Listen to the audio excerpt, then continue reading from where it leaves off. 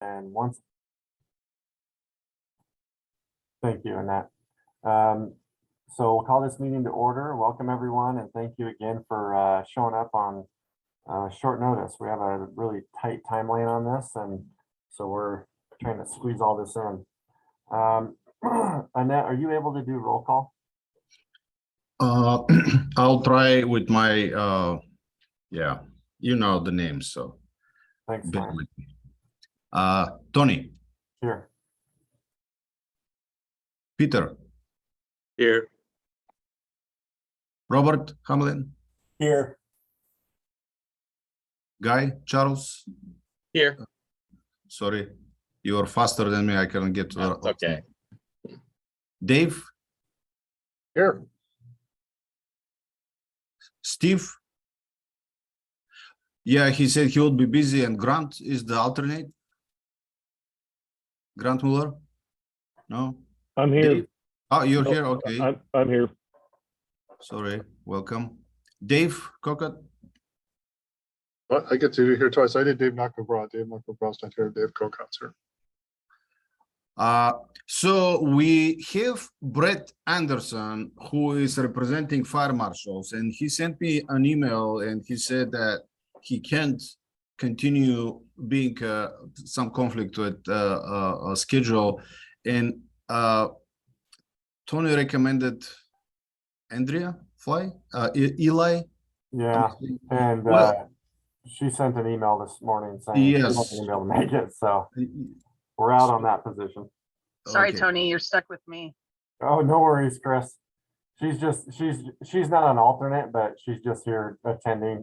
She's with the same fire marshal's office Okay. in Wooi County. So welcome, Chris. Thank you. Hi, Dave. Curtis Banta, Here. Erica,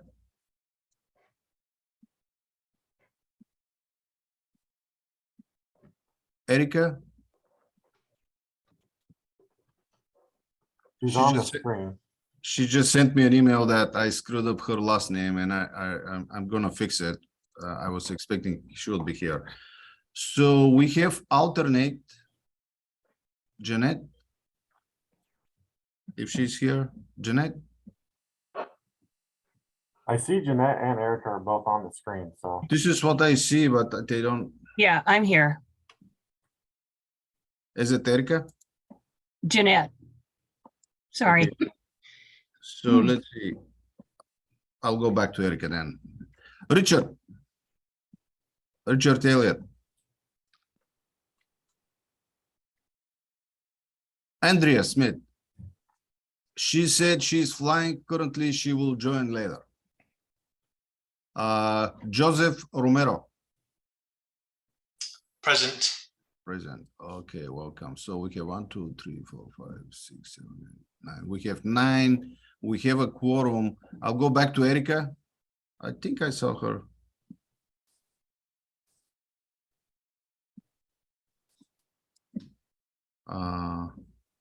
Yeah. Okay. check back in later and see.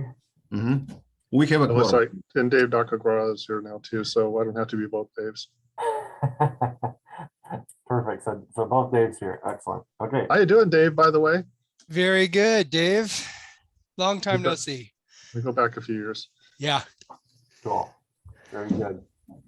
Okay, let's go ahead and does anyone from the anyone from the public like to be recognized? Oh, John Weisman from Composite Lumber Manufacturers Association is here. As before, want to recognize, note that I'm here, but not sure that I want to be recognized. So thank you. Thanks, John. Appreciate it. Sure. Chris Edmark with Thurston County. Okay, welcome, Chris. Thank you. Ashley Blazina Cooper. I'm just here as a speaker. Thank you, Ashley. Welcome. Thank you. Okay, excellent. All right, with that, we'll move to agenda item number 2, which is review and approve the agenda. The agenda is on the share screen right now. And so if there's any changes to that or proposed changes, go ahead and move so, or we can approve it as is.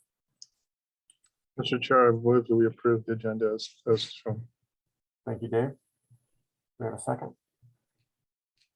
I'll second. Okay, Peter with a second. Excellent. Any discussion? All those in favor, please say aye. Aye. Aye.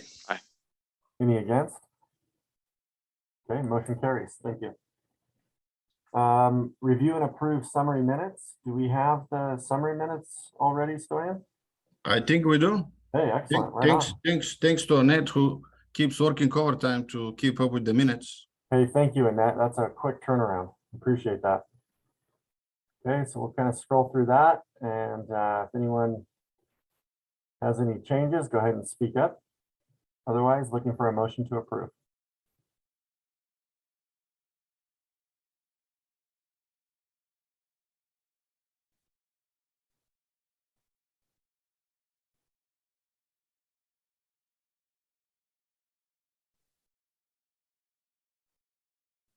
Need a motion to approve the minutes. I so move a motion to approve the minutes. Thank This you. is Ken. aye. This is Dave Cocott, I second. Okay, we have a motion and a second. Any discussion? All those in favor, please say aye. Aye. Aye. Okay, any against? Okay, motion carries. So back to our agenda real quick, Stoyan. And then, or I think Stoyan's in charge. Are you in charge today, Stoyan? We switch with Annette, so she will Okay, let me share my screen and I'll go to the proposal. So the next agenda item is the code proposals. excellent. Okay. So we'll move to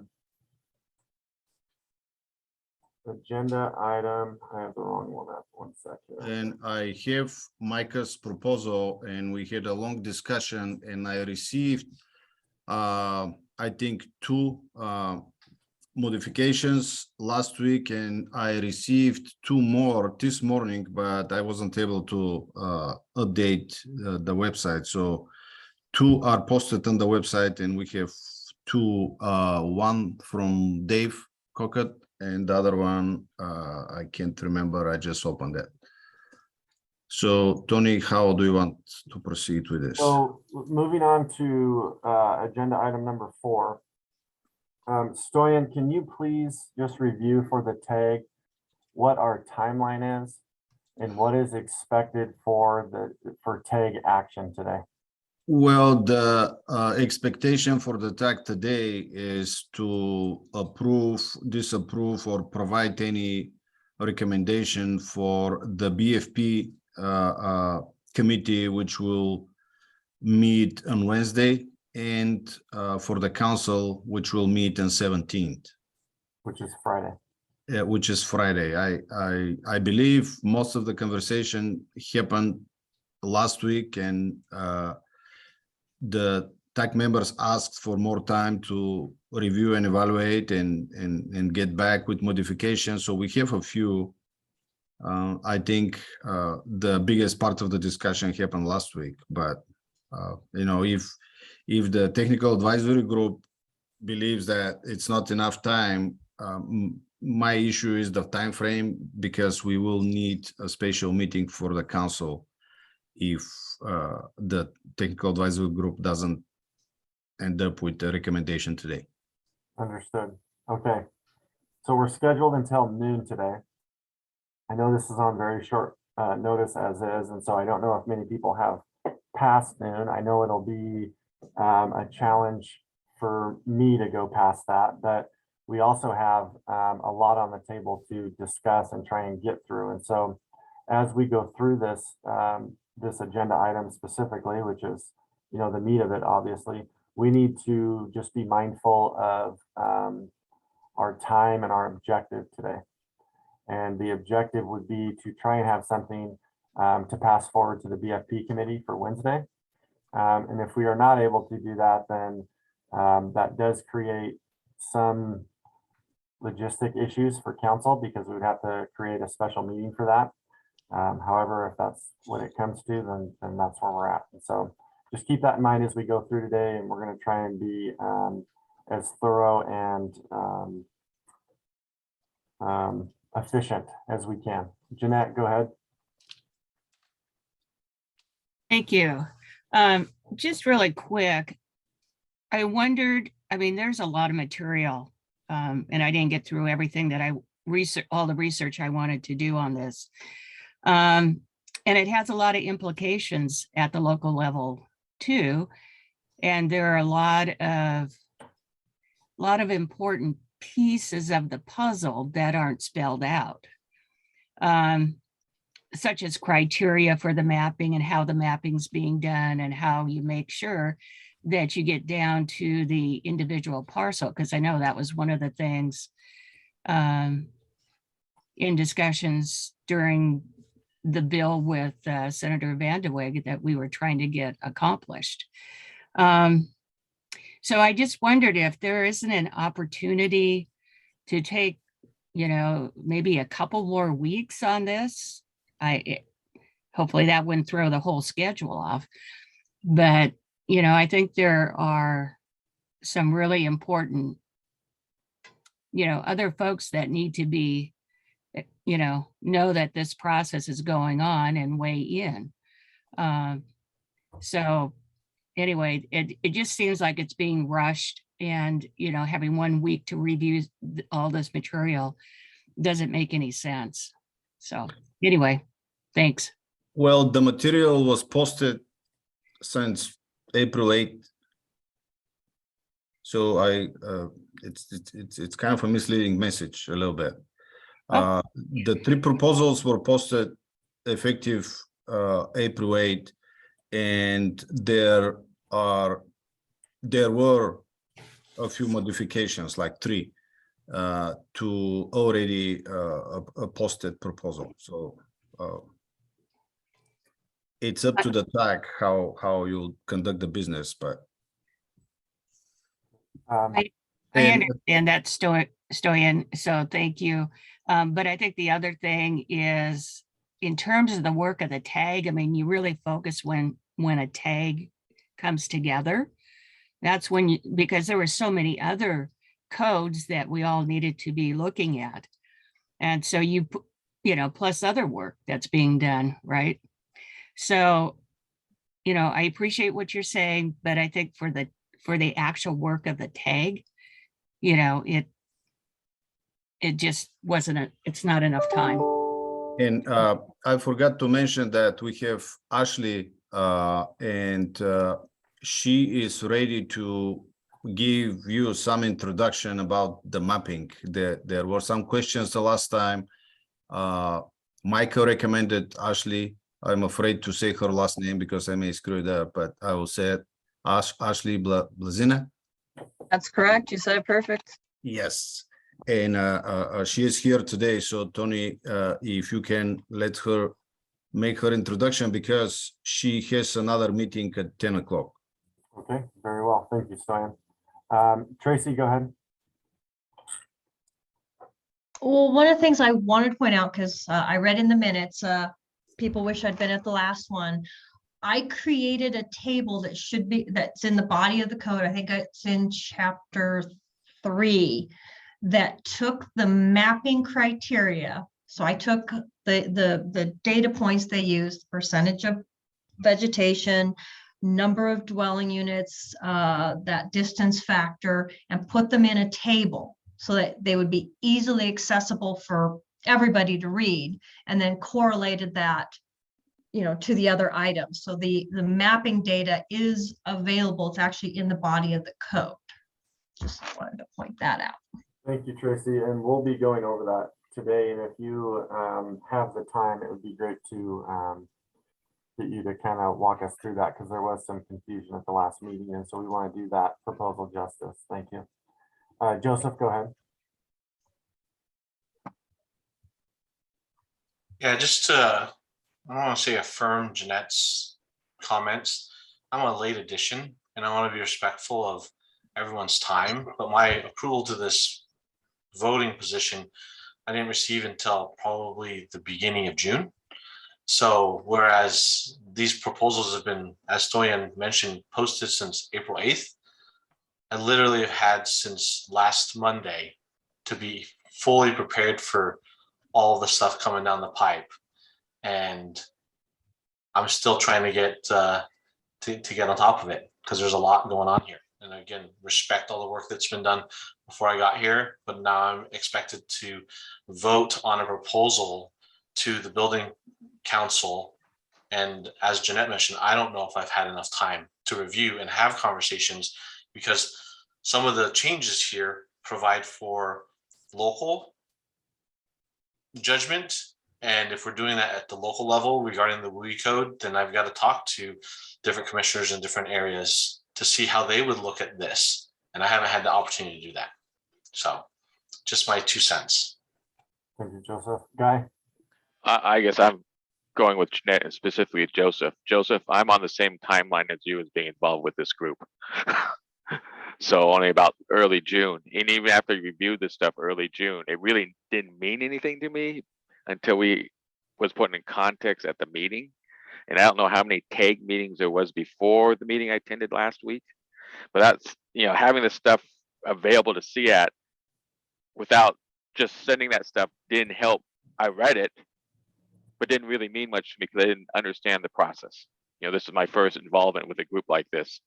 And so I'm a little overwhelmed of what we're doing, new to the process.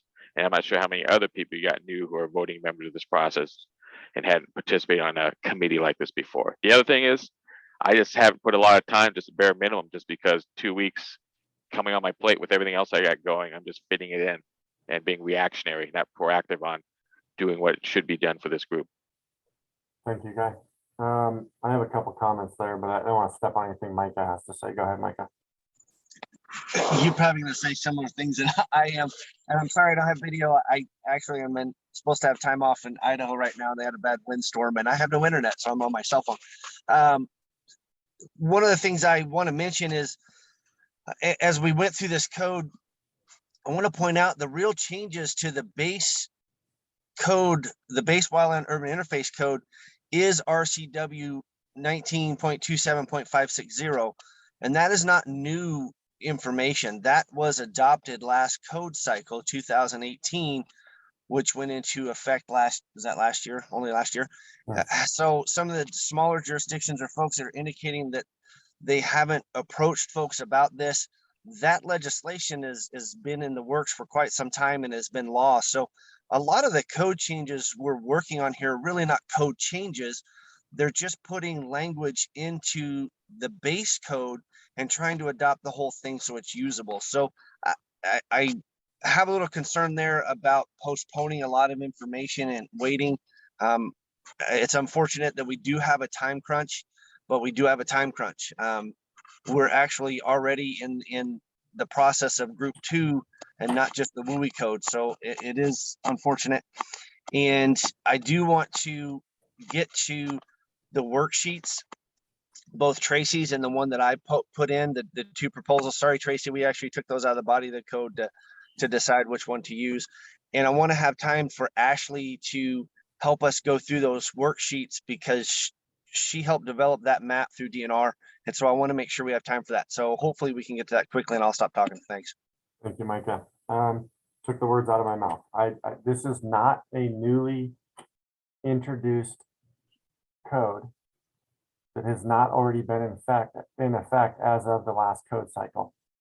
Please keep that in mind. This is more clarifying language in order to give us a path to be able to apply it easier than it is new language. We're not throwing something in that is brand new this cycle. This has already been there. It's just very difficult to navigate as it's worded. So please keep that in mind as TAG members. Go ahead, Dave. Yeah, perhaps it would be helpful for new members of this tag, such as myself, to kind of do a really brief overview on the fact that we have that RCW 0.560 that is in effect. However, that particular piece of code in the revised code of Washington is has a phrase in there that says upon availability of mapping. And then consequently, there's also the WAC building codes 5154A that has the provisions in there for adopting or basically adopting by reference the Urban Wildland Interface Code 2018 version, right? So just a brief overview of what the status of everything is, because of the fact that the WAC, as far as the effectiveness of the effective adoption of the 2018, my understanding has been in some ways suspended until we can figure out the just the refinements that are necessary to the code to make everything work. And if I'm incorrect on that, I'm okay with being corrected, but I think for the new people on this tag, it is important to understand where we are in that process. To be able to say we have a code that is true, but in terms of its effectiveness on the WAC side, right now, my understanding is that we're kind of in a holding pattern until this process is able to be completed. Thank you, Dave. Go ahead, Dave. Kokot.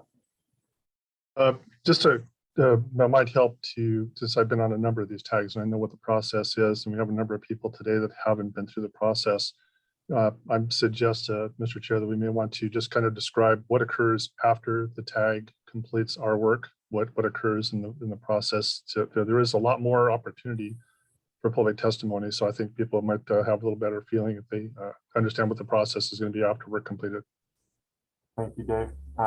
So with that, with everything we take action on, when we say take action, we vote in our recommendations, and that's really all it is. It's a recommendation, and these meetings are posted so anyone can attend and basically voice any concerns, whether they're a supporter or otherwise of what's being proposed.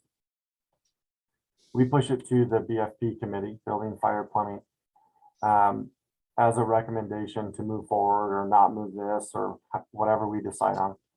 That is also another opportunity for those to come forward and speak their mind and say, we don't like this, we do like this, whatever it might be. Opposed, for it, you have another chance at the BFP. Then it goes to council.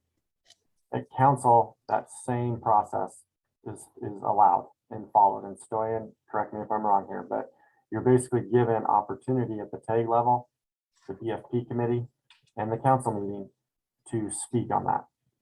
That's correct.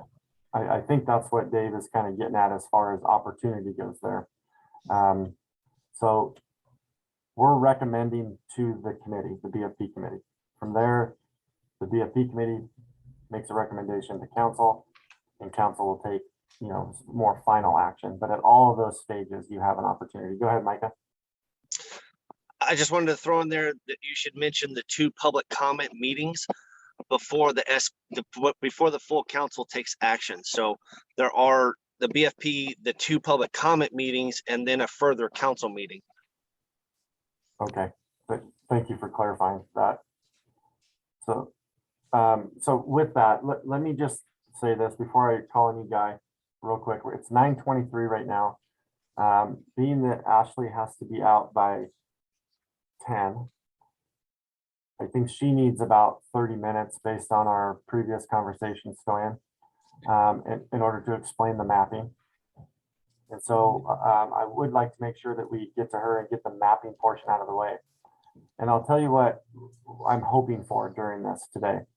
As we go through this and we get mapping explained and we start diving into the tables that Tracy had proposed, and Mike and others are able to speak on what we originally discussed on Wednesday. I'm hoping we were at a spot where there is a little more understanding of this whole thing. And I'd like to utilize that time for that, is to try and gain understanding. And you know, 11:30, 11:45, we can make that call as a tag and say, yeah, we're there, or no, we're not. But let's try and utilize that time to at least get to that point where we can get enough information in to hopefully get enough understanding for everyone. And but we can make that call later on during the scheduled time. Guy, did you have anything there? I was just going to ask, can you define these terms? Because I don't even, still haven't grasped what a BFD committee is. And when you say the council, what's the council again? So try not to use acronyms. There's a lot of us new to this. Sure. Sure. So Building, Fire, Plumbing Committee is a committee that meets, and it's the next step in the code proposal process at the state level. So it starts at the tag, and then it goes to the committee, or what I'm referring to as the BFP committee. And that's a recommendation to the BFP committee. And then the Building, Fire, Plumbing Committee, which is what BFP stands for, then makes a recommendation to move to council. And council is who makes the decision to move something, the final decision, into rulemaking. And so right now we're in the cycle 2, right, for code. Group two, yes. Group 2 for rulemaking. We've already completed group 1. Group 1 went through this same process with building, fire, and other code proposals, and went through the same process. Started at TAG, then went to the appropriate committee, whether it's MVE, which is mechanical ventilation and energy committee, or building, fire, plumbing committee, depending on which, what TAG you're working on, or technical advisory group. When I say TAG, technical advisory group. And then from there it goes to council, and council votes on those, on that, what's been moved forward, starting at the tag, then going to the committee, then the council. Go ahead, Guy. What's group 1 versus group 2? Go ahead, Stoyan. I see your. Group 1. So the codes are divided into groups for many reasons. In group 1, and this is just group 1, group 2 doesn't have any meaning, other meaning, just separates the codes because of the time frame. Okay, so group 1, we have 3 codes. We have International Building Code, non-structural provisions, International Fire Code, and we have Washington State Energy Code, commercial provisions. Okay, so we completed that. Group 2 has the rest of the codes, which includes the WUI code. It also have the International Residential Code, Uniform Plumbing Code, International Mechanical Code, the WUI code, International Existing Building Code, and we have the Energy Code Residential. So it's not only the WUI, we have to deal with 5 other codes. So let's concentrate on the WUI, because the other codes is something else that you don't need to get involved with that. But this is a very brief explanation on the process, and I will ask Annette, I will send her a document, and if she can distribute it to you. It's a short explanation of how the process works. And I don't want to be the dead horse, but everything is time related, so everything is connected to something else. So we have 6 codes, and the council staff and the council needs to organize this process and may find available time for each code, for each technical advisory group. So when we were evaluating your resumes, you are a technical advisory group member because you stated in your resume that you're at least familiar with the process and you've been involved in the WUI code for a long time and those kind of things. So if I knew you know nothing about the process, I would approach it differently. But I was misled a little bit by your resumes. I don't know if it will make any difference, but I will start sending you documents today that may help you get familiar with the process. And as Tony said, it's a long process. So we have the technical advisory group, we'll get to the BFP committee, we'll get to the council. So the council can direct staff to file these proposals, or the council have another option to refer back to the technical advisory group for review if the council members believe that there is more work that needs to be done. So it's a long process, open process. Even after we receive the comments and after the public testimony, then the technical advisory group can get involved again and clean up language and modify sections and everything related to this proposal. Thank you, Stein. Okay, Ashley, the floor is yours. Let's go ahead and go over some mapping. And thank you for joining us. Oh, sure, no problem. Okay, so I'm probably gonna toggle between a few different screens just to make sure. Oh, I think I I need to wait will- until Stoyan is I done. will stop sharing and I'll let you Perfect. share. Okay. your- Thank you so much. All right. So first, I'm just gonna share this sheet. This is a overview sheet. This is what Tracy and Micah both talked about in terms of that kind of flow chart table. So this is what it was based off of. And this is something that Kirk, who was the co-creator of the WUI map with me, we are the two people that made the map, worked on it for about 2 years. So a pretty involved process with a lot of back and forth from a lot of different stakeholders. But this lays out the different data layers that we used, as well as how we really defined interface versus intermix, and those different different other associated definitions or names of how we're really defining the rest of Washington state. So at its very base, this is just to make sure everyone's on the same page. The WUI is just where the structures and the wildlands are either meeting or intermingling. And so I'm going to go into what each of those definitions mean, but this does not go into wildfire risk. And so that's something that a lot of folks have asked is, oh, WUI, this is the map for wildfire risk. For the folks that are new to this group, that's something I want to make very, very clear, is that this is saying where the WUI exists. This is not saying this is a higher wildfire risk area for your community. That includes a lot of other factors and needs to include a lot of other factors if that is something you're trying to map. So at the basis of the WUI, we have that point data for structures, so that structure piece. And then we also have a roster data set that looks at those fuels, so those wildlands. I'm now going to toggle to another screen. So let me do that really quick. I'm going to go into this slideshow, which some of these are recorded too. So if you guys want to go on to Washington DNR's YouTube page, we've actually recorded several of these sessions that we gave last spring that goes over how we mapped the WUI code. But I'm going to go through this one. This is taken from when we did specifically for Northeast Washington. And so going into that vegetation, that fuel model, how we chose to do this. And so really at its most basic level for the coding that we used is what we looked at: burnable versus non-burnable vegetation when we were looking at what's the coverage for Washington. And so what is not included in burnable is much less than what is included in burnable. So non-burnable is basically urban areas, water or wetlands, sometimes not if those do dry out seasonally, especially during wildfire season, and then also tundra. And so those are the three that are really taken out.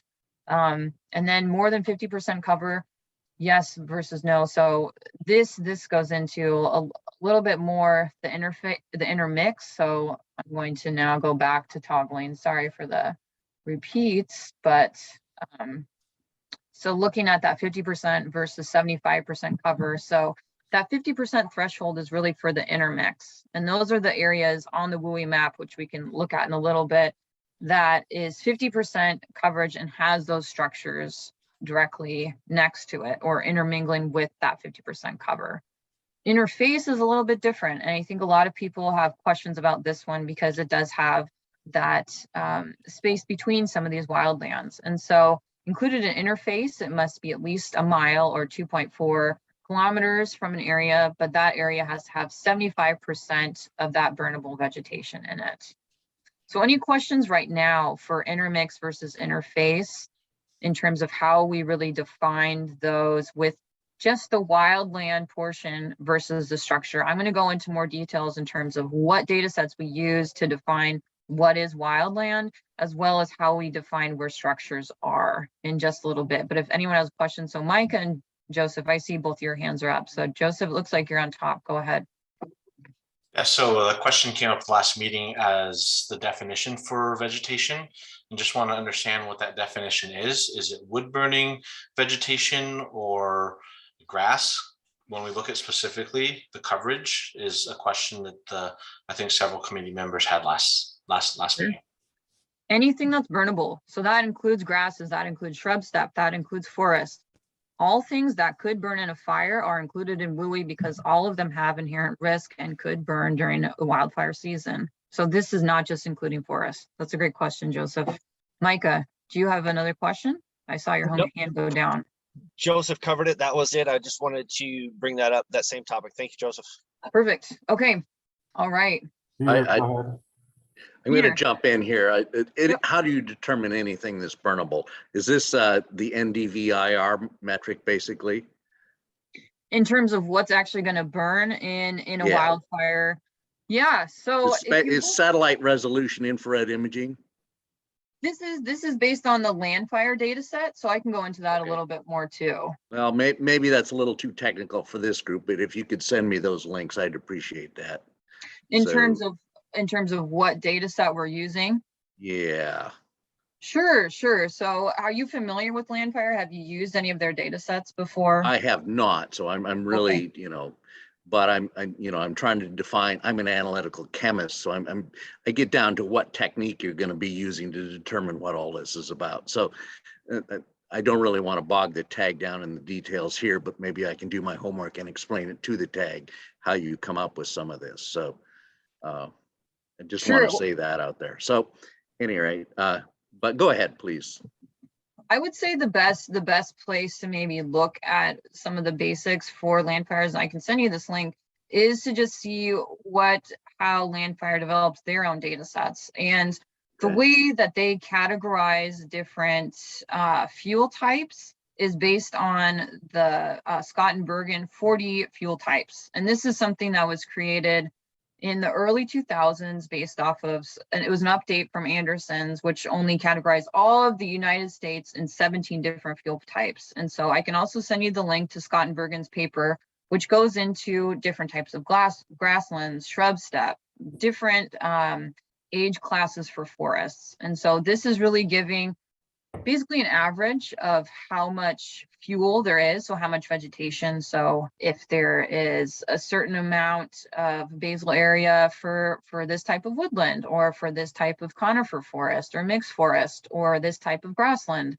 then it will also tell you the average time that it would take to burn that particular fuel type, as well as how severe that fire is likely to be. And so we use that data set to both look at what burnable vegetation there was, but then also to look at where the presence and absence of it was.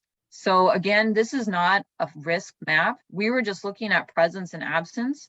You could go into Landfire and actually download what the different fuel model is that coincides with where those wildlands are, to look at how much fuel is actually on the ground for that particular type. And that's pretty easy to download. It's free to the public. And again, that's going into the risk, not necessarily presence absence of WUI. Great question, Peter. So this is a little bit more in terms of why we chose this, the screen I'm sharing right now, in terms of why we chose this particular land cover data set, while there are some other options. So things like the National Land Cover Data Set, NatureServe, REGAP, these are all options that we could potentially use. We chose Landfire just because in the Western US, it tends to have a little bit better coverage, and it tends to overestimate some of those burnable vegetations that we were more concerned with. So things like forests, where it could be a higher severity, we wanted to make sure that that was being captured rather than underestimated in our particular analysis. So for the urbanization, that structure data set, so where are the houses? Where is the structure meeting those wildlands?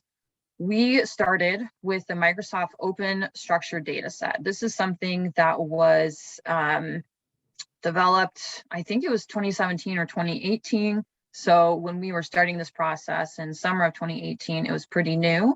But it is open to the public and it works pretty well. Honestly, it works a little bit too well. So one of the issues that we came up with is that we couldn't find any spots where it We lost you, Ashley. but it was creating a lot of false positives. So in some cases, if we had a right angled shadow on the top of Mount Rainier, for example, it would think that there was a structure there. And so that was something we definitely needed to fix. So I'm going to skip ahead, but we then tried just the Washington Master Address Service. And one of the things that's problematic there is that sometimes it will just capture an address point. And as everyone knows, on one particular address point, there might be a barn, there might be a detached garage, and there might be a main house. If it's only capturing one point, that's really not capturing all of the WUI. So here's a quick picture that shows some of the differences. And this is an extreme example. This isn't what we found everywhere, but these little yellow dots, hopefully everyone can see this. I don't know if this is big enough on everyone's screen, but this is showing the Washington, or this is the Microsoft structure data set. Washington master address just has this one point out here. This is what it looks like when you add this into the WUI map itself. So missing a lot of that intermix, not even capturing some of the interface as well. So what we did was we combined the two of these. Says that my internet connection is unstable right now. Can you guys still see my screen? Yeah, you're. Yes, It's looks a little like choppy, yes. but it's getting through. You're good. Okay, let me turn off my video just to help that out. Okay, so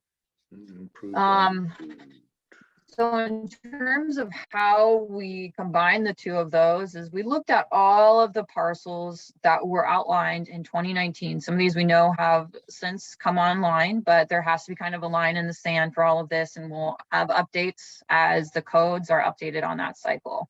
But looked at where those improved parcels were and if that intersected with any of the Microsoft structure points. And then looked at our unimproved parcels as well, and looked at those, if those intersected with any of the master address points. So this went through an iterative process through all of those 3.15 million parcels across the state. And we think it actually developed a pretty good map. We know it's not perfect, but that was really the basis for the WUI map. And this is an example of what it looks like in King County.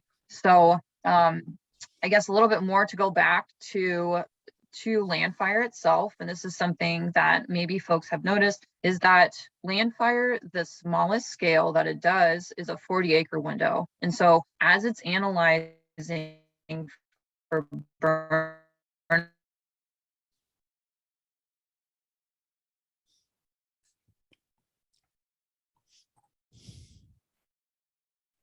We lost you there, Ashley.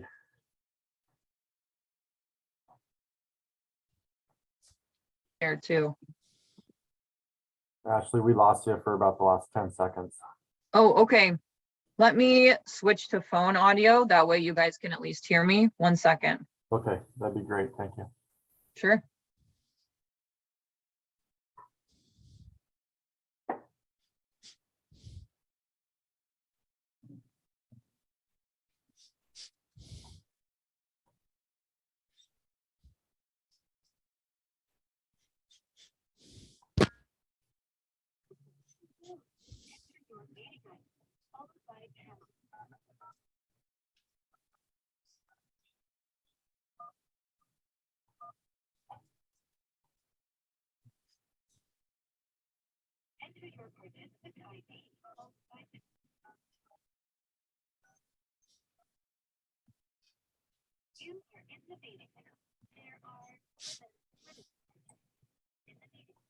Go ahead, Erica.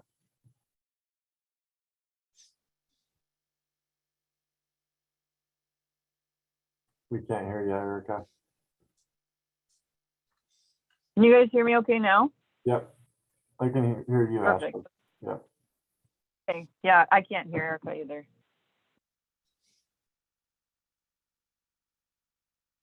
Okay.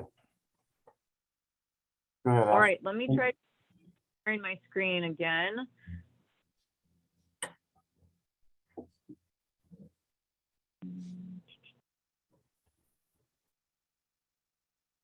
Okay.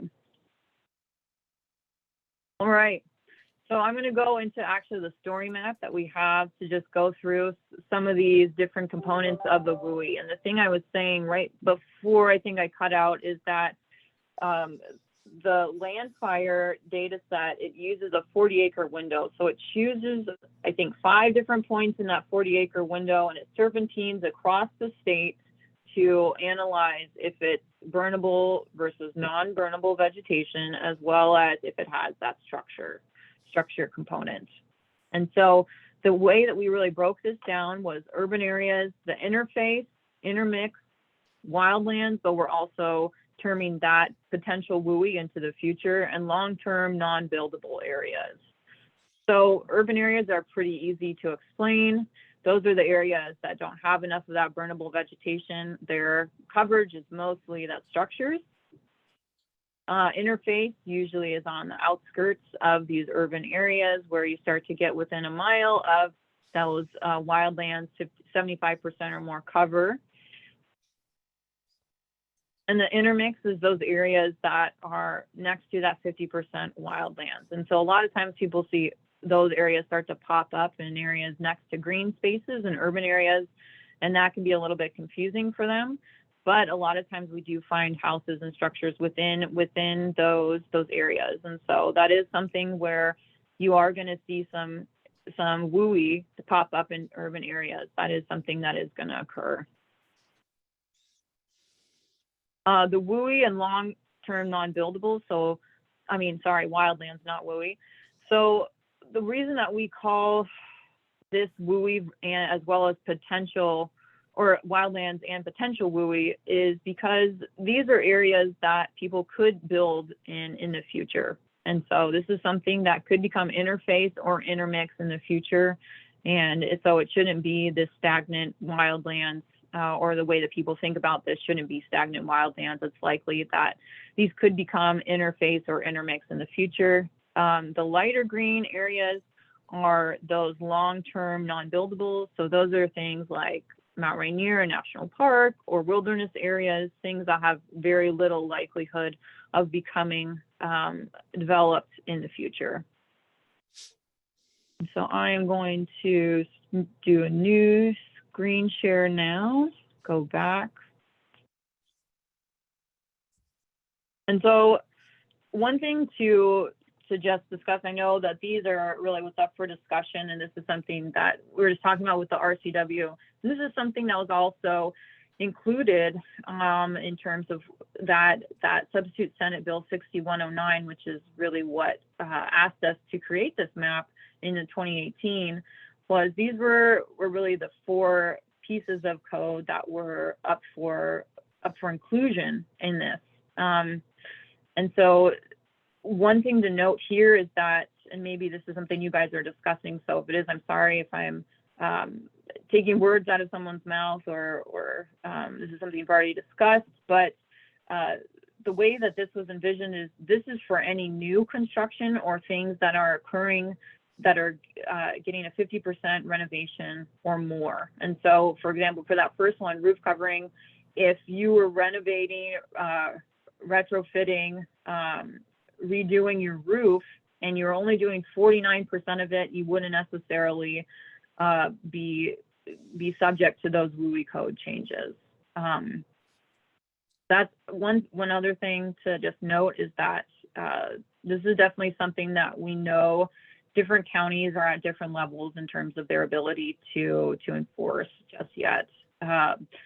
Talking with like King County last spring, they didn't have a permit process yet for roof coverings. And so this is something that was really hard to put in place. And so this is definitely something that we're expecting for newer construction and something that will start to be developed as time goes on. A few things I wanted to note just before we jump into the map. Again, WUI is not wildfire risk. Please, please, please take this this sentiment wherever you go, because I get this question repeatedly, and it is not synonymous with wildfire risk.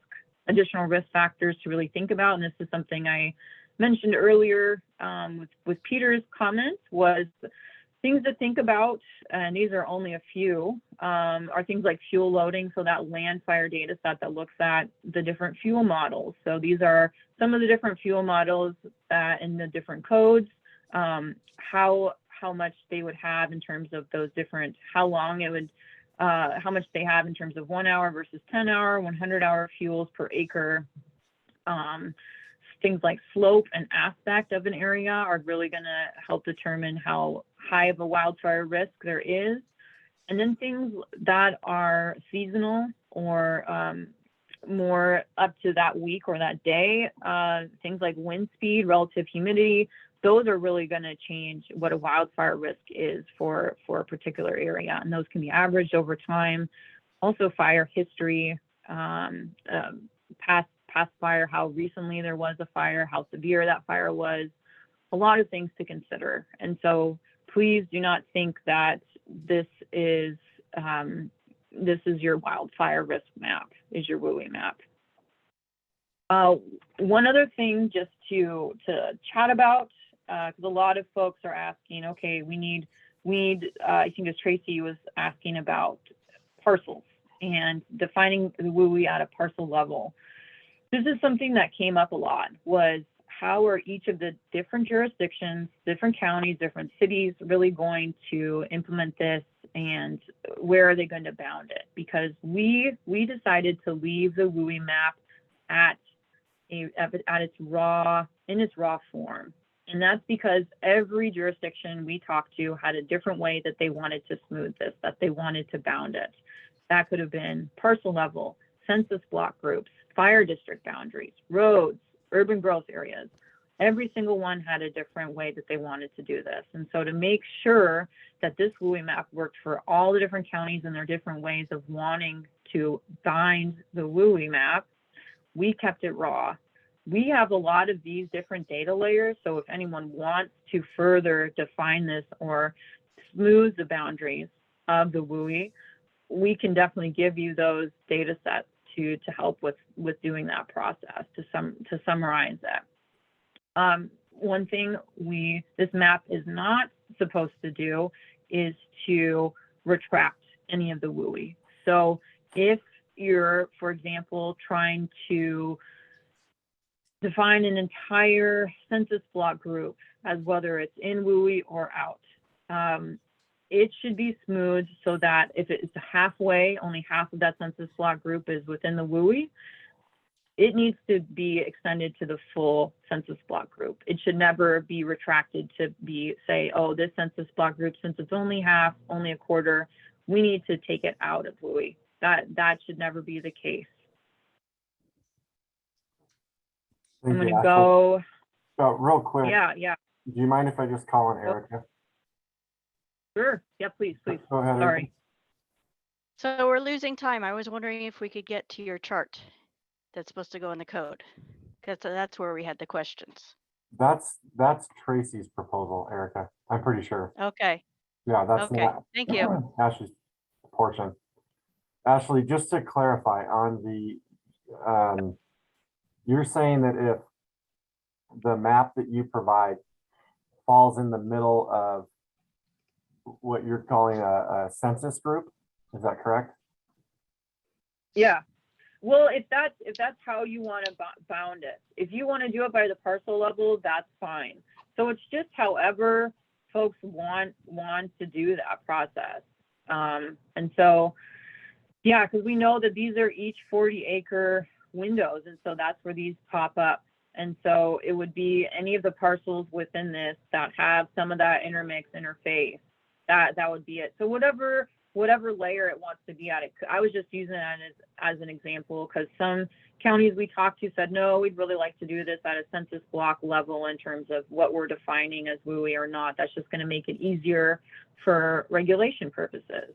But it can be at whatever scale makes the most sense for that area. Or if that's something that as the tag group wants to define that they're doing it on a parcel by parcel level, I think that would work too. And then the counties would have the ability to further refine that.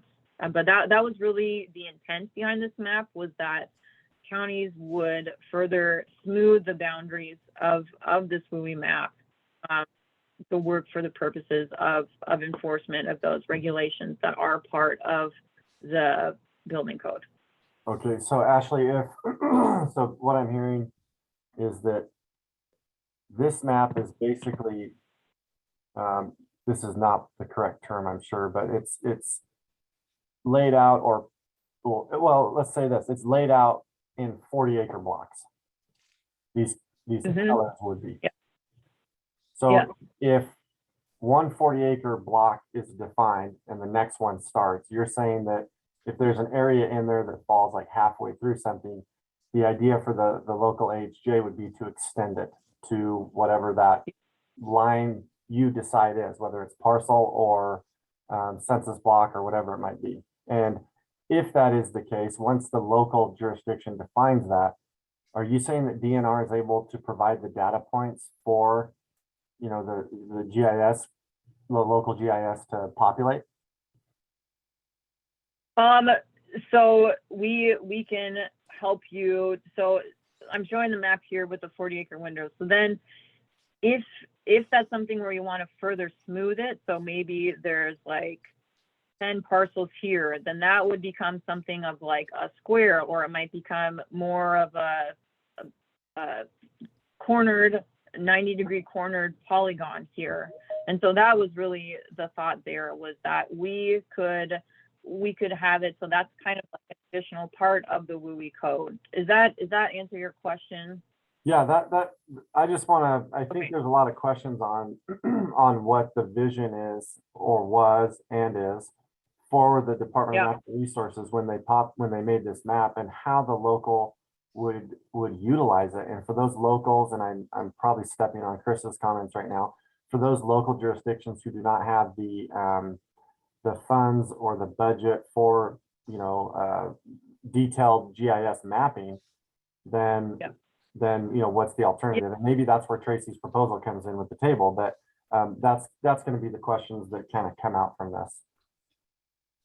Yeah, so, and that's something that is also in a substitute Senate bill, is that if there is technical assistance needed for certain counties, we definitely know that some counties don't even have a GIS person to help with this kind of work. And so we're more than happy to help build that map out with the layers. So yeah, that's definitely something we're able to help out with. And Tracy, I know, yeah, your chart, I wasn't sure if that was something that was going to be used, or how it was going to be used exactly, because it is replicating, I think it's the same sort of questions that we use to build out that Python code.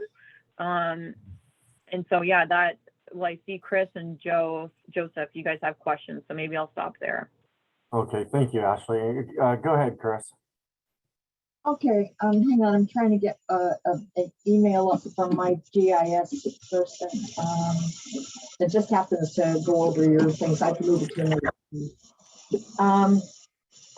Kelly said the format that it's in won't work for us, and we need to change it. But before we do, we need to know if they already have done so, if there are limitations or restrictions.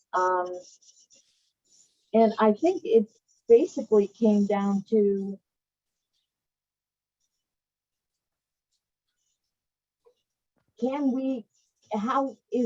are we able to pull it in?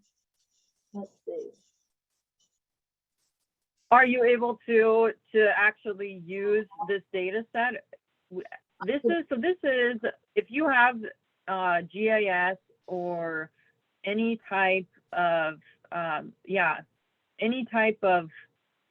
geospatial software, you can download it here with the open data, GIS open data from DNR. So that's something that everyone has access to. That's free, and so that's actually available. I'd like to make a point. Yeah. My GIS person said because this format is currently will not work for us, and they would need to pay somebody, another group, to convert this data to be used in our system. So I'm wondering, are you not able to use the raster data set? So you would need to convert it maybe to poly set? Is that what it is? Finish my sentence. Oh, Okay. sorry. Okay. Okay. So what it's going to be is the plans examiners are going to sit there, they're going to blow up your map to the best of their ability and have to guess. That's what it's going to come down to.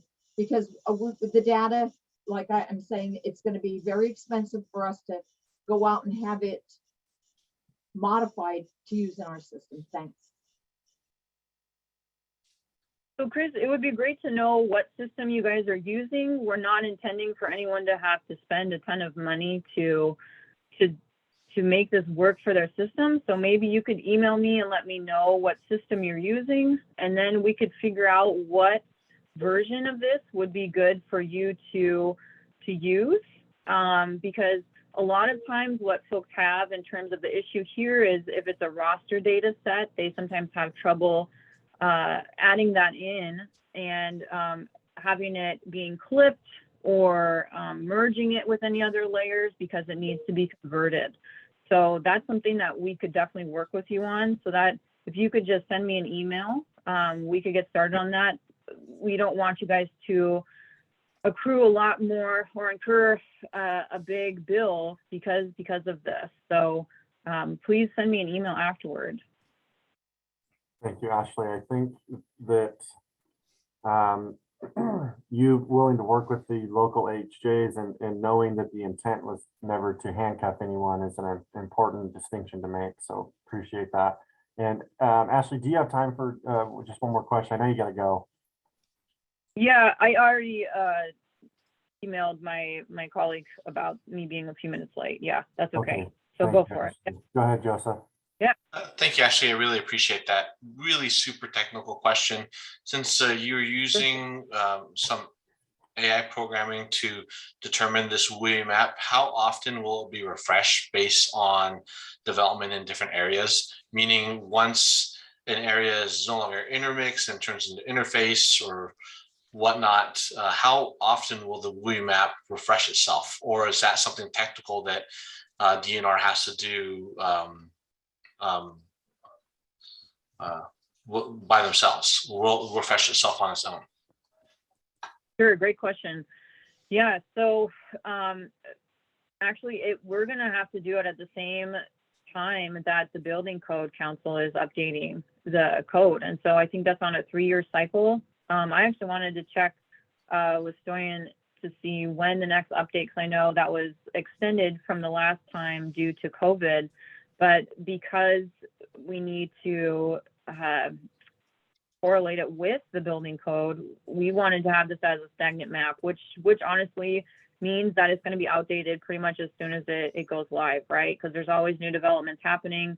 One of the things that is a little bit problematic there is that in some cases, especially in those areas where it's new intermix that is being developed into the wildlands, there is the possibility that contractors could potentially be putting houses that have cedar shake roofs in those areas or things that aren't necessarily as fire resilient. And so that is a little bit problematic. But that's something that it's just, we kind of have to have, it's not always going to capture everything. And we have to have it stagnant just so that different jurisdictions can really build out those maps and make sure that they have the most up-to-date version. And it's not something that, oh, this is a new version came out last month, or this is April's, now we're in May. And so we're planning to do it on the same schedule as the building code council, or the building code is being updated. So I think every 3 years, typically. So currently we're working on 2021 building codes, and if nothing happens, I hope not, but the effective date is July 1st, 2023. Perfect. Okay, great. So that would be when our next update is. And we're planning to start thinking about that update about 6 months prior to it. So really building it out. But one thing if there are certain areas that people want some special attention to, they really want to have it rerun in certain areas, we're happy to do that. We did that a few times with this particular WUI before we launched it. And so, yeah, feel free to reach out between those updates. Micah, go ahead. Micah? Ashley, thank you so much. One thing before you jump off, I just want to verify that the areas in green are not in the WUI at this point, and that determination would need to be made in the future, either by the applicant and verified by the code official, and then provided to the DNR. Is that correct? Yes, the areas in green are currently not WUI. Only the areas that are in red or orange, yellow, that orangish yellow color. Those are the only ones that are in the WUI. Thank you very much, and thanks for being here to explain some of this. Hopefully that'll clear up some information on the worksheets, either Tracy's or the one that I put together. That way folks can make a decision. Thanks, Ashley. Sure, no problem. And if there are additional questions, feel free to email me. 1 second, I'll share really quick. I think I have my email address at the very, no, I don't have it at that. So I'll share it with another one of it on. If you guys just want to go to, this is my contact, Ashley Blazina, ashley.blazina@dnr.wa.gov. Also, if you go to the Wildland Urban Interface story map for Washington, and you can click here to send us a message, that will automatically go to my email address too. So feel free to send it either way. All right, thank you so much for letting me join you guys today. Ashley, thank you. That's a ton of great information to hopefully, guide us in a clearer path here today. So thank you so much. You bet. All right, have a great rest of your day, guys. Okay, you too. Thank you. Okay. Now with that, Micah, do we want to start with, do you have something that you would like to lead off with, or should we get through, because we have Tracy's proposal as well that we didn't kind of explanation on. Since Tracy's here, I'd like to yield some time to her to explain the chart she put together, and then we can move into the one I put together, and hopefully Tracy, you can find both of those online if you want to see what I did after the fact, but that'd be great. So that's the one I started storing, and then Tracy's was the other proposal. So, which one? The other table, what is that? Yeah, there's only 3 proposals. Should be the other proposal, not that one. Okay, give me a second.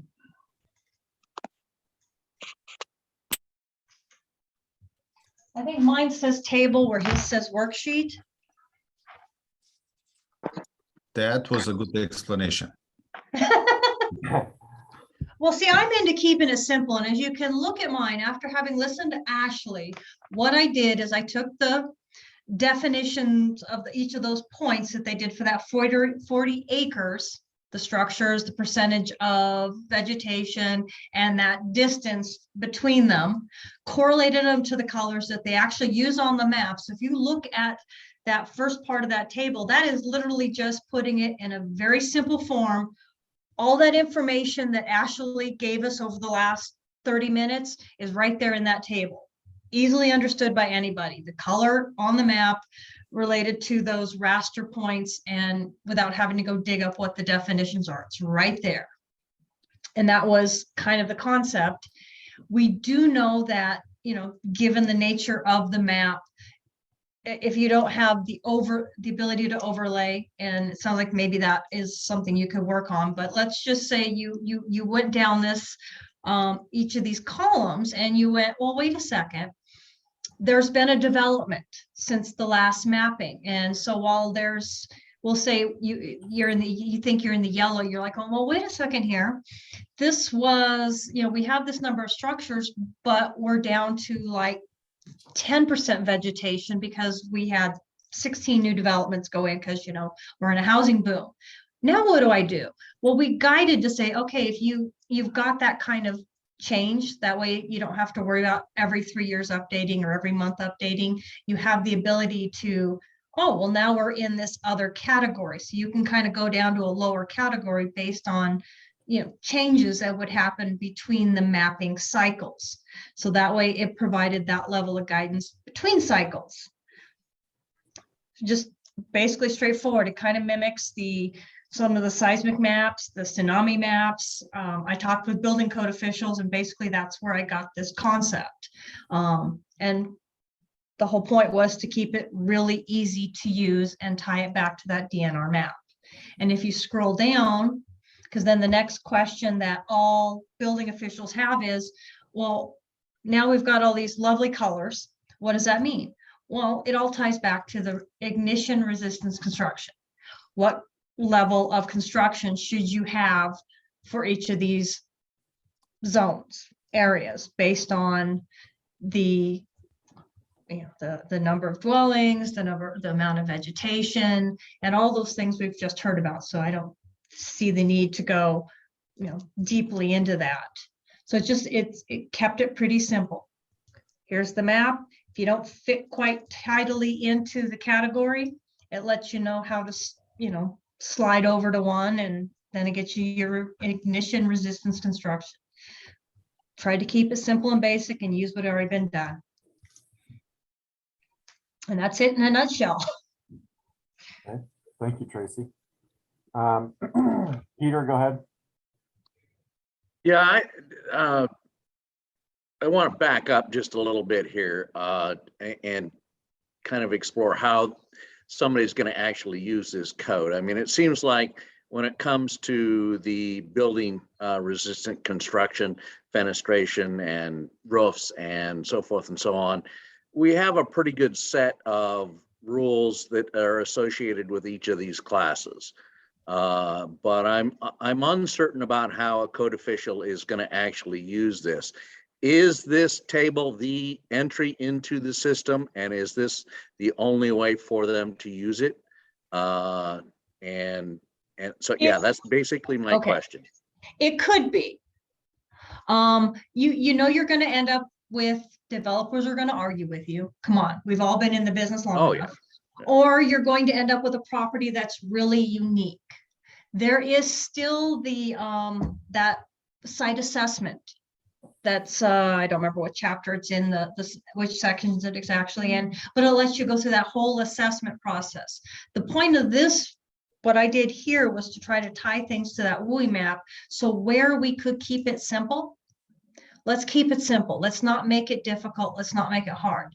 But you still have a complete site assessment. If somebody feels that they can benefit from actually having done that, let them go do that. We just don't want to have to do a site assessment on every single property and development, because all that's going to do is slow down development. And lately, things like that tend to bring out a huge backlash.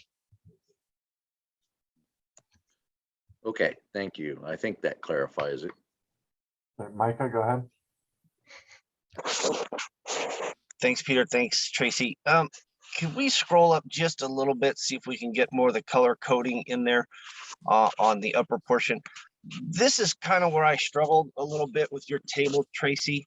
When you sent it to me and I started going through the raster item that Ashley showed on the screen earlier, my understanding is that it didn't matter what the structure density was unless it was less than 1. You could have a yellow or red with 2 structures. Based on vegetation density or distance from vegetation density. And so the colors to me in your table didn't correlate with what's below it. In other words, if you're in the red zone on the map, it didn't matter if you had 120 plus structures. You could have 2 structures and still be in a red zone based on vegetation density, or a yellow zone if you had 120 structures. It just depended on the other items in that raster, and that's where I struggled. And then when you scroll again, Stoyan, down to the next little part, table B there, again, the color coordination with the ignition resistant classification didn't align. Because if you're in a green zone, technically right now, you're not even in the WUI code, much less having to meet a class 1 ignition resistant construction. You don't have to meet any WUI code if you're in the green code, in the green color. And so if you're in the red you could either meet a class 1 or class 2 ignition resistant construction, or even a class 3 if you or a class 3 if you did certain things. It didn't align with what could or could not occur in those different zones. And so that's why I struggle with your table. And that was kind of the reason I put that worksheet together, even though it probably shouldn't be called a worksheet in the code. It was just a different way to go about it based off the information in the raster from Ashley that says, this is what the colors mean, and this is how you get to them. And really that quick sheet is for those areas that are green, because you're going to get people are going to get proposals in those green areas, and they need to know what to do at that point.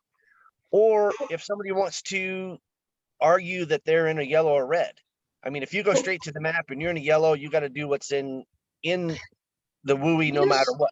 Can you scroll up a little bit more so that we can kind of see, because both tables will kind of fit. And that's why I gave all that information, hoping to get some discussion on the tables, which we never really quite got anyone to be doing that.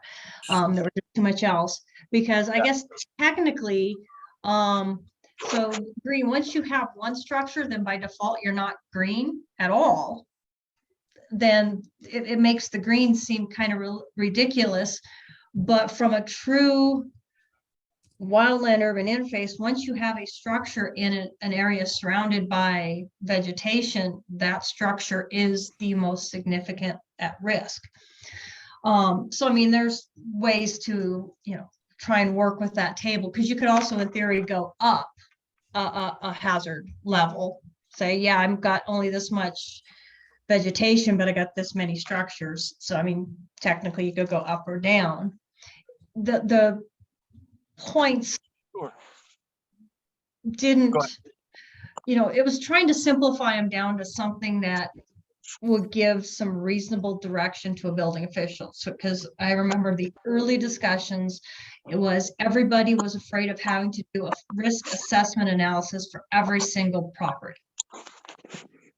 Right. And based on the original RCW, if you go way back to the beginning, the original RCW basically just included, do not do a risk assessment, do not sprinkle these houses, and they kept it short. What we ended up with was way different. Now they said just do class 1 everywhere and call it good.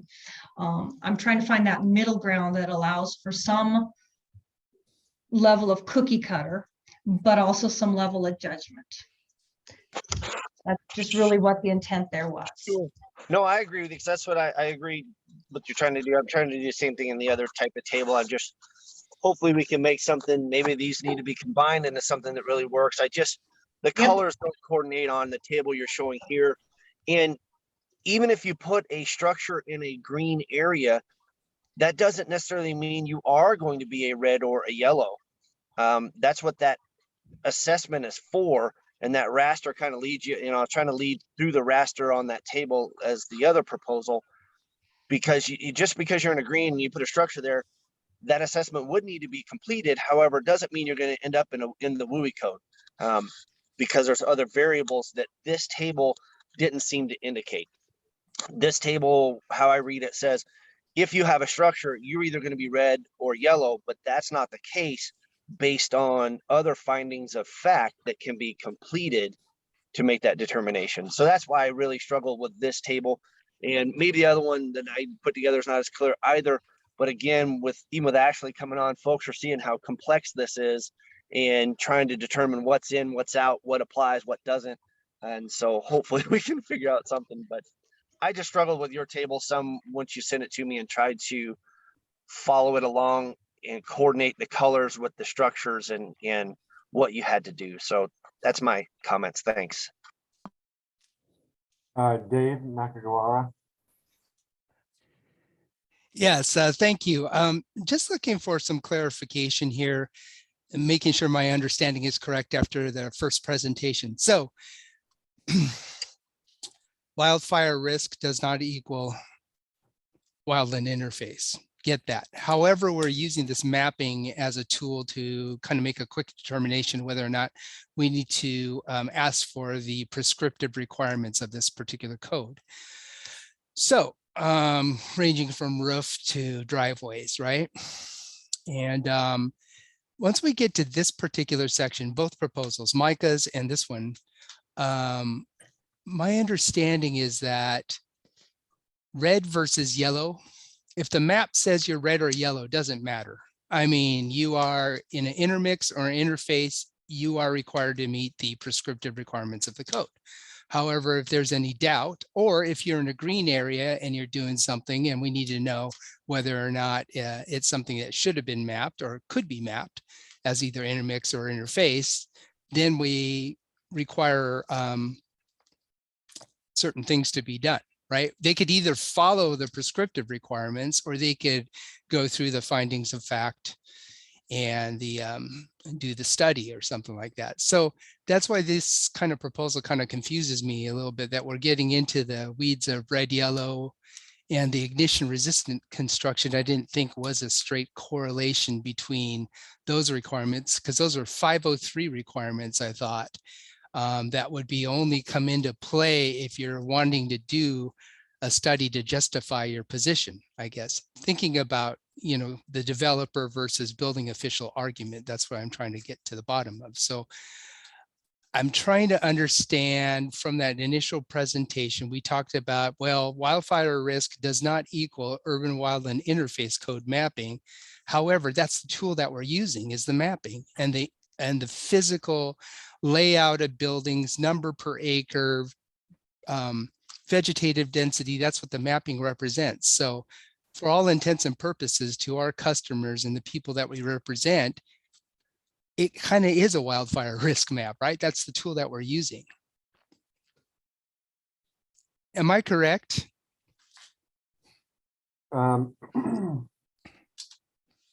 We only care about wildfire risk, true wildfire risk, when we're doing a study, seems like. Understood. And I think we have to be able to explain this to people, I guess. You know, it's good to say that, you know, this is the science and there's a difference between wildfire risk versus the mapping and so forth. But the mapping is a tool that we're using to manage wildfire risk. That's correct, Dave. I see what you're saying there. I see what your line of thinking is.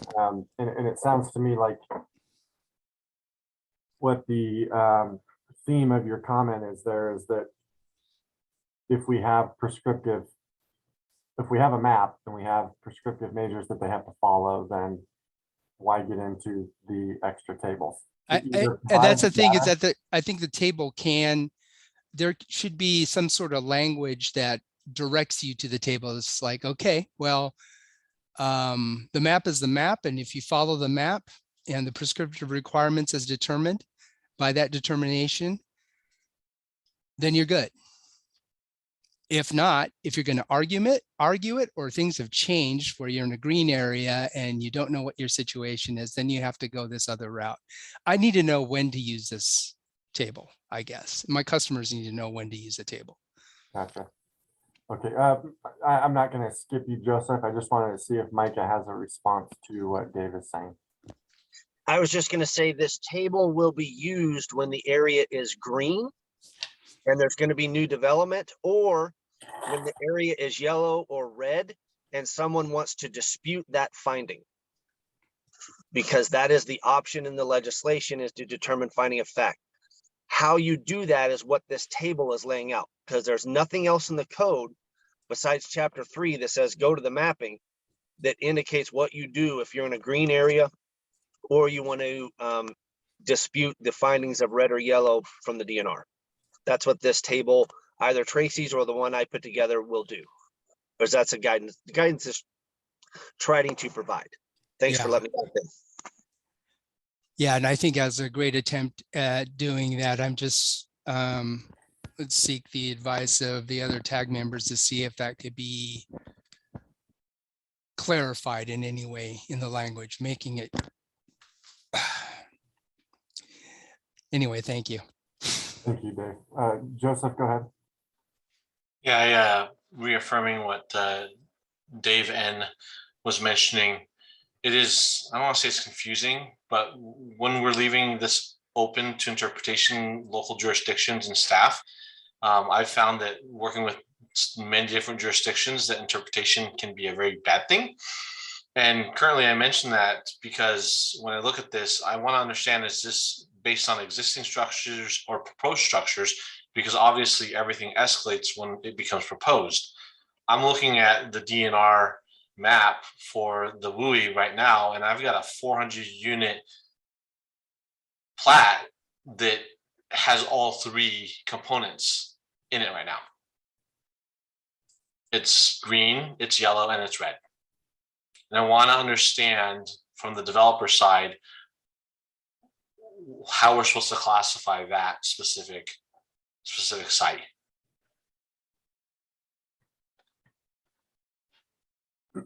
Joseph, I think what you're getting at here, and help me out just for the group, if you propose a, let's call it 120, right, for 120 new structures for single family residents for a development, and you know there's vegetative density and you have to take into account the distances, and basically it would fall into a WUI area.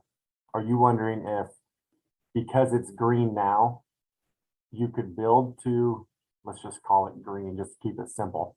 Or is the concern that you would have to build to yellow or red because that's what's being proposed, even though the structures aren't there yet?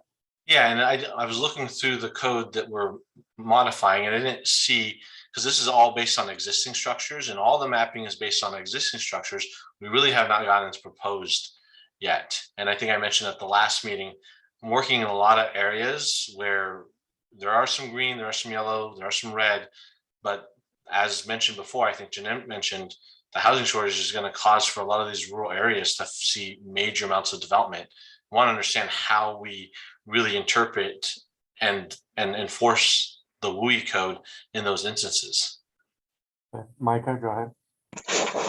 So with something like that, this table is trying to provide that guidance.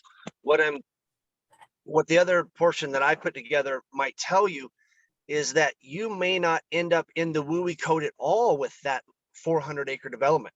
You actually may end up, if you go back to the DNR mapping, a gray area that would be considered habited, non-vegetated, which means you wouldn't have to build to the Wildland Urban Interface Code at all. So that's why there's something that needs to be in there to provide that guidance. Because your question is, how do I know if I'm in the WUI? You have to go through all these steps. And if you don't meet any of these criteria, even though you have tons of houses, you may end up in an area that you don't have to do any WUI code for, based on the structure density and the lack of vegetation. So that's why maybe that other table that I put together, we could look through that and walk through it. But that's kind of the importance of adding the structure density and the fuel models and the vegetation density. You may not be in the WUI code at all. You may not end up with red or yellow. Dave, go ahead. You're on mute right now. I could get some perspective maybe from Micah on some of the discussions, if any, on if we're using the map as a tool, the initial tool. And we have, and I think it was the larger proposal to equate intermix with interface. In other words, they're both to be looked at as the same. What is the thought behind making a distinction between red and yellow if the prescriptive requirements are going to be the same for intermix and interface? That's a good question. I believe that just comes down to how the structures are located and the vegetation density around them. I wish Ashley was still on. She could answer that question really well. Or even if you go to that WUI code story map that she indicated, I believe there's some good pictures in there that show interface and intermix. Intermix, I believe, is more of that area where, say, you've got a 1 acre parcel with a structure on it surrounded by 25 acres of vegetation. and where the interface would be more of housing that's non-vegetated and it's up against a vegetated area, if that makes any sense at all. I know the pictures are really No, weird. the story map is really good. I just thinking more from a regulatory perspective, since we're using the map and we're saying that red equals yellow in terms of the way that we're going to enforce this. Sure. Yeah, is there some real utility in maybe just lumping those two together? It could be, but Because that would be something DNR would need to change. And Okay. I don't have an answer as to why they could, show different colors when, if you're in either one of those colors, the code is going to apply the same way. Right, because I'm going to enforce it the same way, right? I'm going to make that argument where a developer says, well, I'm yellow, it's not as bad. I'm going to say, wait a second. Right. These are the requirements here. And that was based off of the state law information in RCW 560. Okay. And that was kind of one of the things we went back and forth with in working on developing this language was, do we just go with the straight WUI code, which would have further information to differentiate those requirements? In other words, if you're in a red area, you may have easier. Press Uconnect phone button to answer. Sorry. Call rejected. Sorry about that.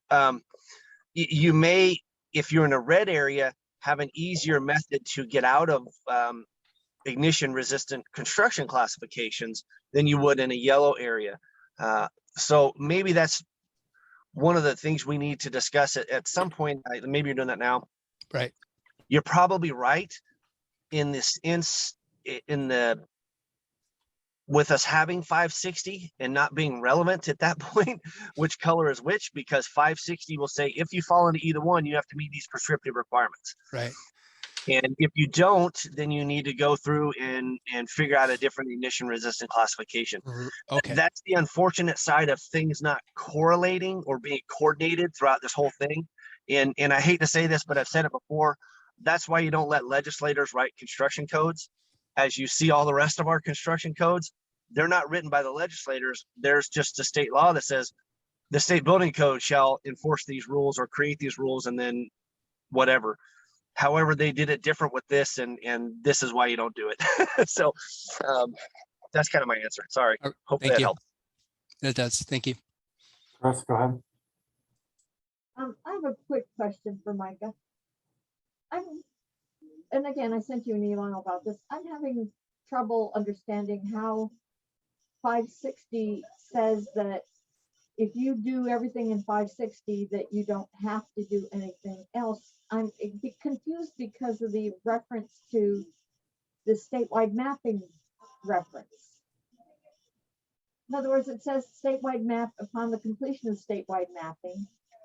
You have to follow the following parts of the WUI code are adopted by reference, and it gives you all a section. And it's not a bad little group of things to need to do, but I'm not sure. How do you get the point where you say that if you just do this, then you don't have to do WUI?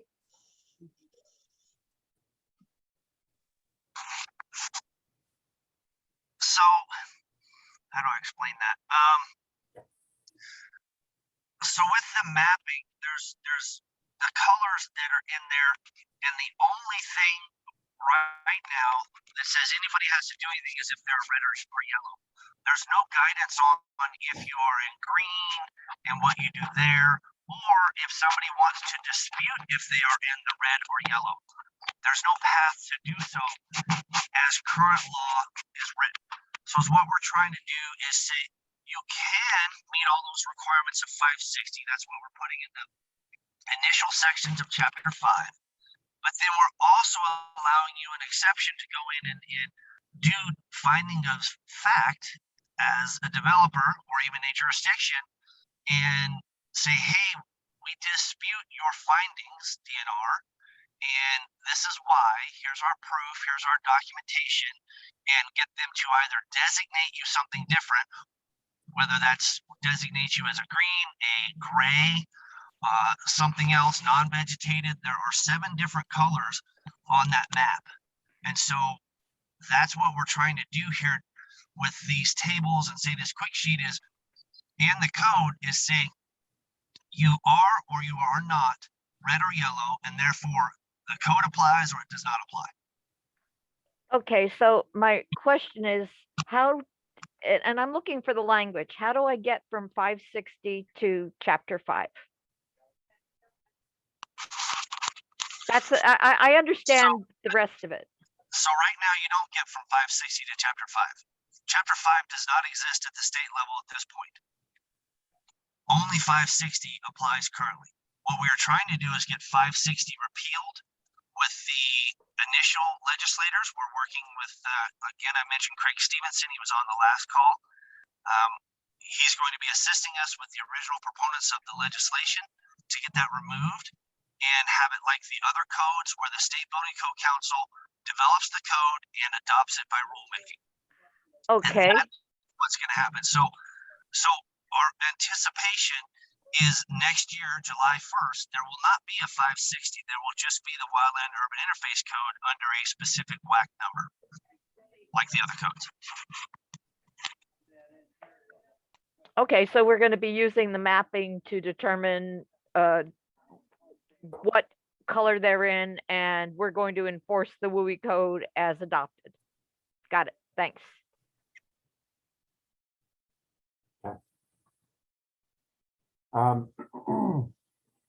Based on that conversation, Tracy, do you have anything further on your table before we jump to Micah's? No, I like I said, I tried to do the whole keep it as basic and simple as possible to provide the first step in a tier of options that in theory a lot might fit into, which would make life easy because there are so many questions. So no, let's move on to Micah's and see, you know, maybe his provides a little more guidance, because I'll admit it, I was thinking like a fire person, not a building person.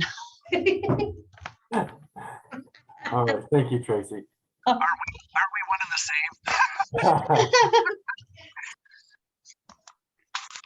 No, I appreciate all the work Tracy did and her initial take on putting this information together actually kind of pushed me to do something a little different because of a little different thinking. Again, I agree, Tracy, I'm not a fire code official and I used to be a building official. But I wanted to kind of put together something that wasn't necessarily code official related, although they could use it, wasn't necessarily fire code official related, but they could use it, but was kind of more geared towards the developer, the folks that are new to this, that can go, what does this mean on the map? Because there's really nothing on the DNR map that provides any guidance at all. It says your one color. Again, if there's no guidance, someone could go develop in a green area and never have to do any wildland urban interface mitigation measures. I don't think that's what our intention is. I think the intention is to get these areas that aren't mapped accurately mapped, get the areas that are mapped maybe accurately mapped, because again, they got these 40-acre blocks that don't go down to the parcel level as others have indicated, the GIS issues. So I wanted to kind of put together a table that says, this is how they got to these different colors. And they based it on structure density and vegetation density is how they got there, based on a 40-acre parcel. That's, if you, going back to what Ashley mentioned, that's what they base it on. It's kind of a standard process. And so that's what I wanted to base this on. And maybe we need to color code this. I don't know if that's helpful, but when you look at structure density, there's the 5 different structure densities. There's either no structures, there's very low structure, there's low structure, medium, and high. And those are based on that 40-acre space or the individual parcel, which could be within that 40-acre space. Then you determine that vegetation density. I think Ashley gave some indication there that that's any vegetation that can catch fire and burn. Well, that's a lot of vegetation. So you're probably going to get more areas of vegetation than non-vegetation. If we can scroll down just a little bit, who's ever can control to items 3 and 4. And so once we determine those two items, the structure and vegetation density, then that's going to give us some information to determine if the WUI code applies. In other words, let's not think about 560 because 560 will hopefully go away. We are just determining if the wildland urban interface code will apply to that 40-acre or less parcel. And the information we got from the structure and vegetation density gives us that information. And the two little yes or no area, the yes or no columns in this item 3 is going to give you that answer. If your structure density is very low and you've got certain vegetation, it's a yes. If your structure density is very low to high, even. So again, it's one of those things where the high density doesn't necessarily indicate you're in a red, yellow, or even gray at that point. You have to determine if you're near that vegetation based on your density and how far you are from vegetation. And then it's going to give you some answers on whether or not you're not in the WUI code. And that's what the no column is. If you are in the WUI code, you are going to be designated one of two things. You're either going to be an intermix or an interface. And as Dave mentioned earlier, it doesn't matter based on state law or the direction that the state wanted to go. Doesn't matter if you're in an interface or intermix, you're going to meet the same requirements. That's the basis of the code. The option in the code is to determine, even if you're in a red or yellow area, you can do certain measures to reduce your ignition resistant construction classification. But this table is just to determine whether or not you are red or green. Once you are, make that determination whether you're in it, or excuse me, whether you're in it, red or yellow, or I'm like a stop sign, red or green, that's all you see. Sorry, stoplight. Anyway, if you're in it, red or yellow, or if you're not in it, that's it. That's what you have to determine, and that's what the code, what I'm trying to do here. If you're not in it and you make that determination, it doesn't matter about anything else. The WUI code doesn't apply, and you move on with your development or whatever else. And then kind of coming back, hopefully, we can just discuss this chart. We can discuss the code later. I know there were some questions on whether this meets existing structures have to meet this or whatnot, and that's actually in the scoping section of chapter 1. So that's all I'm trying to do with this chart. I think it's somewhat similar to Tracy's, but again, I wasn't trying to necessarily color code it to the map, although that may be helpful. And then I do agree with Dave, maybe we should have some language in here explaining what this chart would be for, this quick sheet or whatever you want to call it. So I'm open to questions. Thanks, Micah. Go ahead, Dave. Yeah, Tracy and Micah, these are really good. I think they're a real good bridge to try to explain what's going on here. My question is maybe on some of the language with regards to the WUI code applying versus when we get to number 4, it says when the WUI code applies, the area shall be designated as intermix or interface. I don't know if this is too inside baseball or this is too picky, but I was thinking that the WUI code is going to be, adopted in the family of codes for the state of Washington, state building code. Kind of always applies in a way. Whether or not the provisions are going to be applied to you or not really depend on whether or not you're intermix or interface, right? And then you could either go the route of the prescriptive requirements or go through the findings of fact and figure out your ignition resistance and all that kind of stuff and your actual risk, and then design accordingly. So just really quickly, whether or not there's other language that we could propose to show that the application of the code, I guess, and maybe a clarification on what you're driving at there. Because I think I understand it, but I wonder if the novice would. Micah, go ahead and respond to that. I think I get what you're saying there, Dave. In other words, no matter what, the WUI code applies if you fall within the map, or it's always going to be part of the WAC rules. Right. You have to determine whether or not you have to meet the requirements of the WUI code based on your designation. interface or intermix. So I get where you can modify the language of item number 4 there to say that. The reason I do have it indicated that you must designate interface or intermix, because with the finding of fact and based on the language that we put in chapter 3, if you make a determination of interface or intermix or something else, you should be providing that to DNR so they can update their mapping. And that is part of the legislation, that if you do that finding of fact, as Ashley mentioned, you can provide them that information and they will update their map. All right, great. Thank you. Thank you. Peter, go ahead. Yeah, I'm still a little bit confused. I looked on the map on the details on my map of where I live, and my next door neighbor has a small pasture land of about 25 acres, and combined with the neighbor who also does a little bit of pasture land, I live right adjacent to a yellow area. But and those guys have talked to me and said, well, I always wanted to split this up and build houses on here, and he may or may not do that. But when he does so, he will automatically change the character of that land from yellow to unclassified or gray. So which does he use? Does he do it before or after he does the development? I can see a huge number of areas here where basically the process of building is scrape it to the ground, build houses, and remove essentially all of the fire danger right down to the bare ground for acres and acres and acres. And so many developers, I think, would argue, oh, well, after this is done, we won't be in a WUI zone, even though we are currently. Micah, go ahead.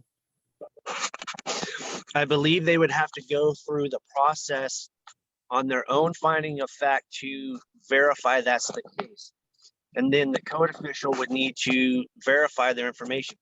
Even if they scrape it all to the ground, they could be within that area they could be within that 1.5 miles from an area that has a vegetation that's greater than 75%. So even if they scrape it to the ground and build houses on it, they still could be in a yellow area or a red area and can be where the WUI code would have to apply. Again, that's a process they would have to go through to make that determination, those findings, and then the code official would need to spend time verifying that. And again, jurisdictions can charge for that based on their fee schedules. You have more questions? And that would, in this particular case that I'm thinking of, and as well as many others, that would not be the case. You would not be within 1.5 miles of anything that would fall into the red category. So I'm a little worried that to some extent that you're going to look at the yellow areas and say you have to build to this structure, but then after you're done building, you don't have to build to that class of structure. And that will, so I think there would have to be some clarity on what Joseph Romero brought up a little earlier is, does this apply before or after you do your building? This would apply at the application for a permit, and you would base your determination on the future project. If you're trying to say, hey, we don't want to build our structures because of this to meet the WUI code based on this reasoning and our finding of fact. That's part of the plan review process is what it would be at this point. If the jurisdiction says, hey, you're obviously in the yellow, we're going to make you build to this, they can dispute that finding with their own information. And that's part of that finding of fact. It's not all on the onus of the jurisdiction. It could be on the applicant as well. And it would probably be in their best interest on larger developments like that to make a determination. Again, this is a new code. We may find that this doesn't work exactly as we say. That's usually how codes go. But I don't think we're going to capture everything at every instance in this right out of the gate. But hopefully that helps, Peter. Okay, yeah, thank you, Michael. Go ahead, Bob. Or Micah. Yeah, I just wanted to ask, I'm in a particular area in a national scenic area where there's going to be conflicting codes.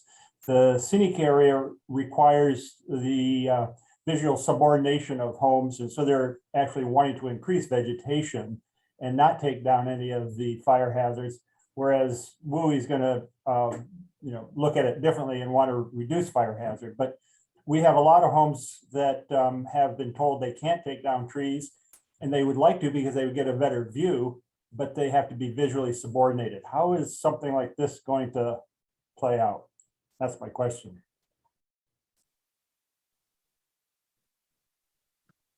Is that for me or somebody else to answer? I feel like I'm doing all the I guess Mike is always good at answering questions. Well, thanks. With that, yes, there could be conflicting codes. However, if they fall within an area that has the vegetation greater than what they could be allowed to reduce it to, then they would have to construct to the requirements of the WUI. Again, that's where that coordination across departments comes in. If they can't reduce that vegetation, then it probably wouldn't benefit them to go through the entire process. It would probably be better if they just met the kind of prescriptive requirements we're bringing over from RCW 560.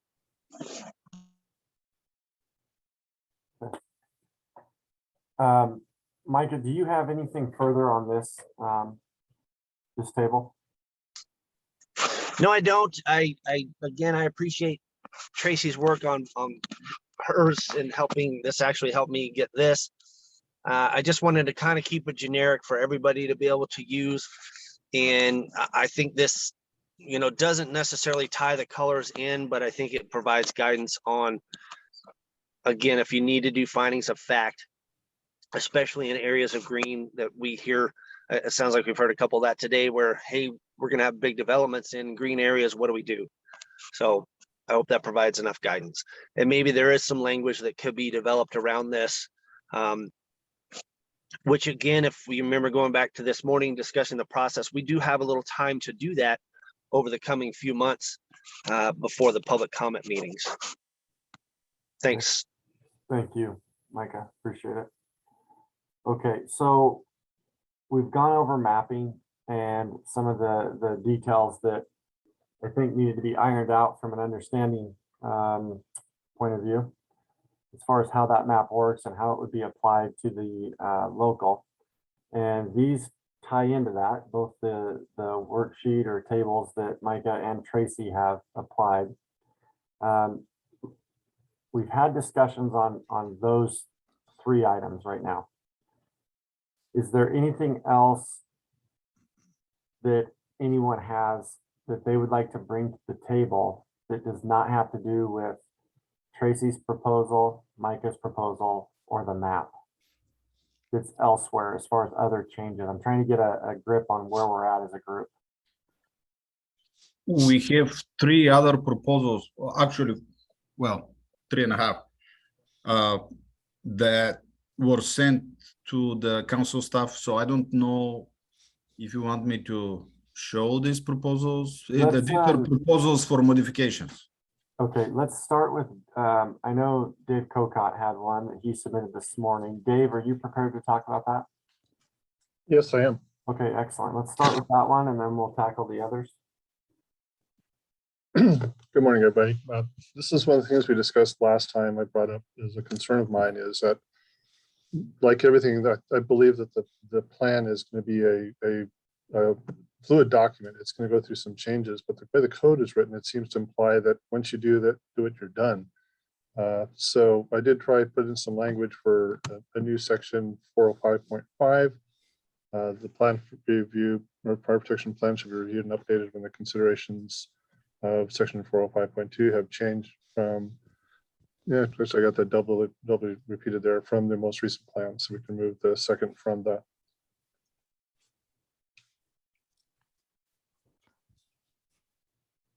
It's not something that's in the model code, but I think it's something that in order to enforce the code on a regular basis, we need to have this language in there so that the plans are constantly going through changes as we're all learning from these things, that eventually you may get built enough that a plan is no longer needed and the plan can then be sunset. So that's my proposal. Okay, so just clarifying, basically cleaning up the process. Yes. Does anyone have questions on that or any concerns?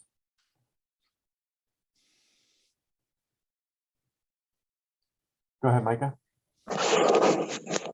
Dave, just out of curiosity, would this update be required to be done by the Incoming call. property Press owner? reconnect phone button to answer. Sorry. I think we'd follow the same process that's indicated from Protection 405. It just would have to be a new plan. So if so if the neighbor does something like Peter talked about, and there's a fire protection plan on the adjacent property, who would update the fire protection plan? Just the city? The fire department? Property owner that's making the changes.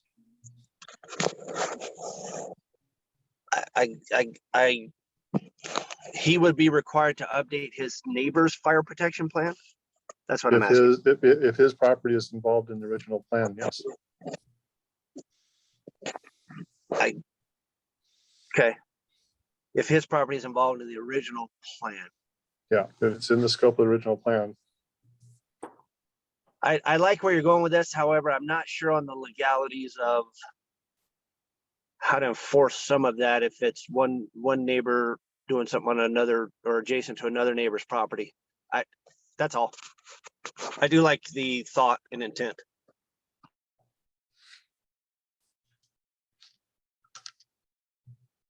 Dave, go ahead.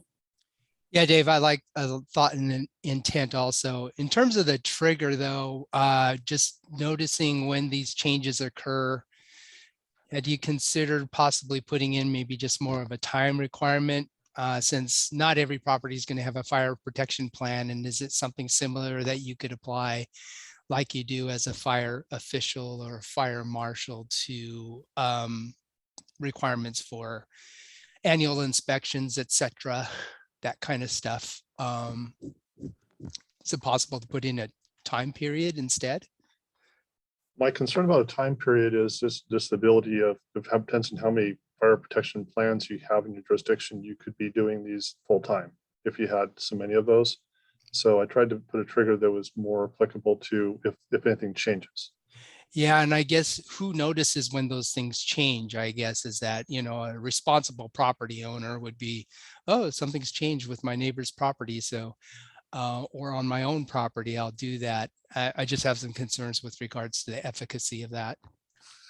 Yeah, and I concur with that. I think that my concern about this is we're putting these requirements to have a plan in place. We need to use them. And if it's just going to be a plan, it could just be put into a file and nobody ever looks at it again. So I want to make sure that we have some way of making sure that it's being utilized on a regular basis. Chris, go ahead. I'm probably shooting myself in the foot. It's where required by the code official. So it'll be up to each individual jurisdiction to decide whether or not they want this fire protection plan. And if they want to, then they could also think about whether or not they want to update it. I think it's going to be very time consuming. And I think that, yes, the neighbors, what happens on another neighbor's property, you know, is that you've got 40 acres to consider. That's all. Thanks. Yeah, thanks, Chris.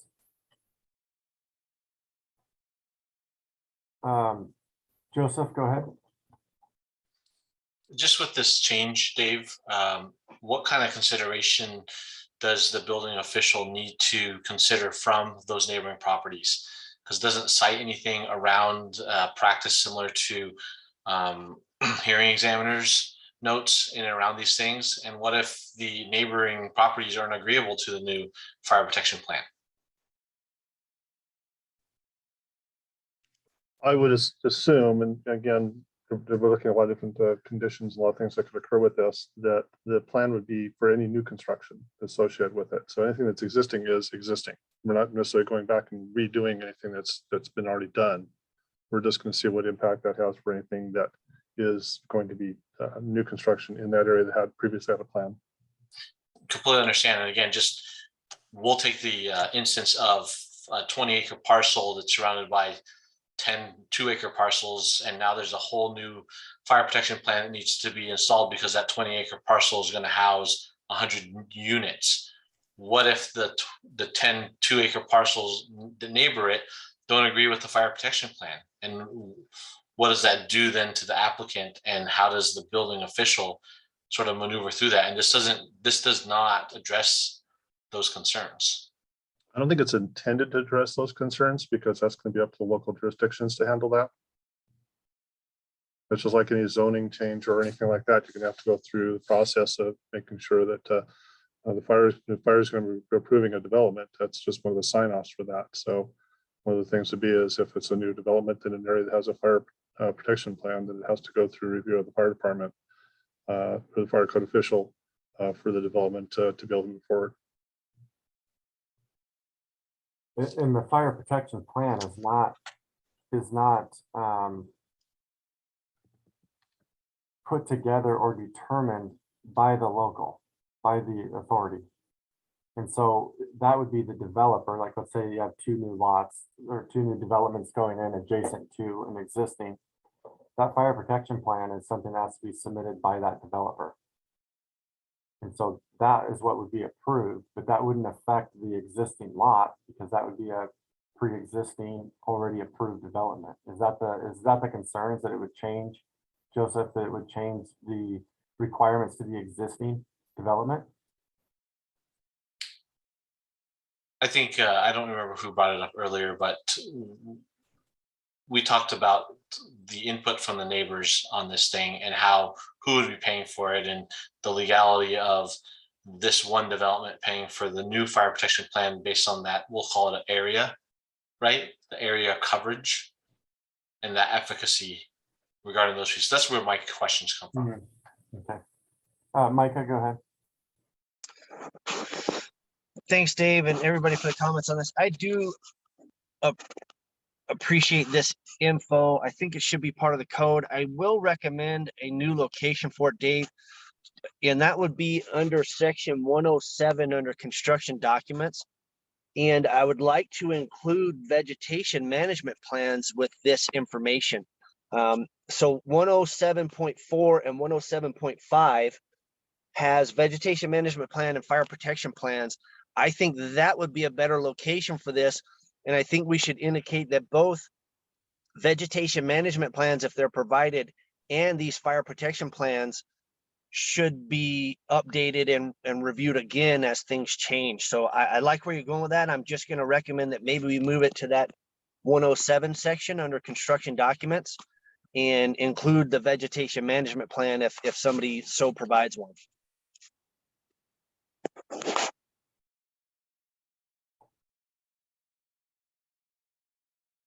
Dave, how do you feel about the 107 area for this? I had not thought about that. I haven't had a chance to take a look at it, because basically the 107.5 just basically refers back to 405. So I don't necessarily disagree, but I don't necessarily agree at this point. Okay, understood. Thank you, Dave. I guess I was going to say too, if we don't want it at 107, maybe we put similar language under the vegetation management plan in section 502. That's an option as well. Thanks, Dave. Okay. All right, so Dave, if you have anything further, go ahead. Otherwise, we'll move on to the next proposal. And nothing further. Okay, thank you. Stillian, what else do we have for proposals?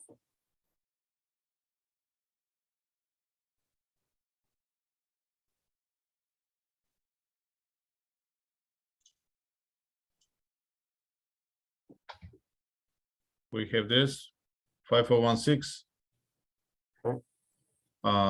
John, go ahead. Floor is yours. All right, thank you very much. John Weissman here on behalf of the Composite Lumber Manufacturers Association.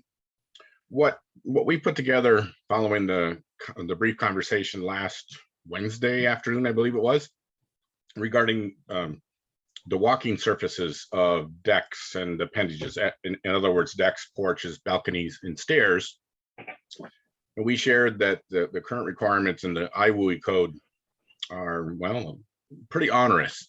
So what we've proposing here for Washington State is the same requirements for these walking surfaces that are currently, or in the 2022 version of the California Chapter 7A Wildland Urban Interface Code.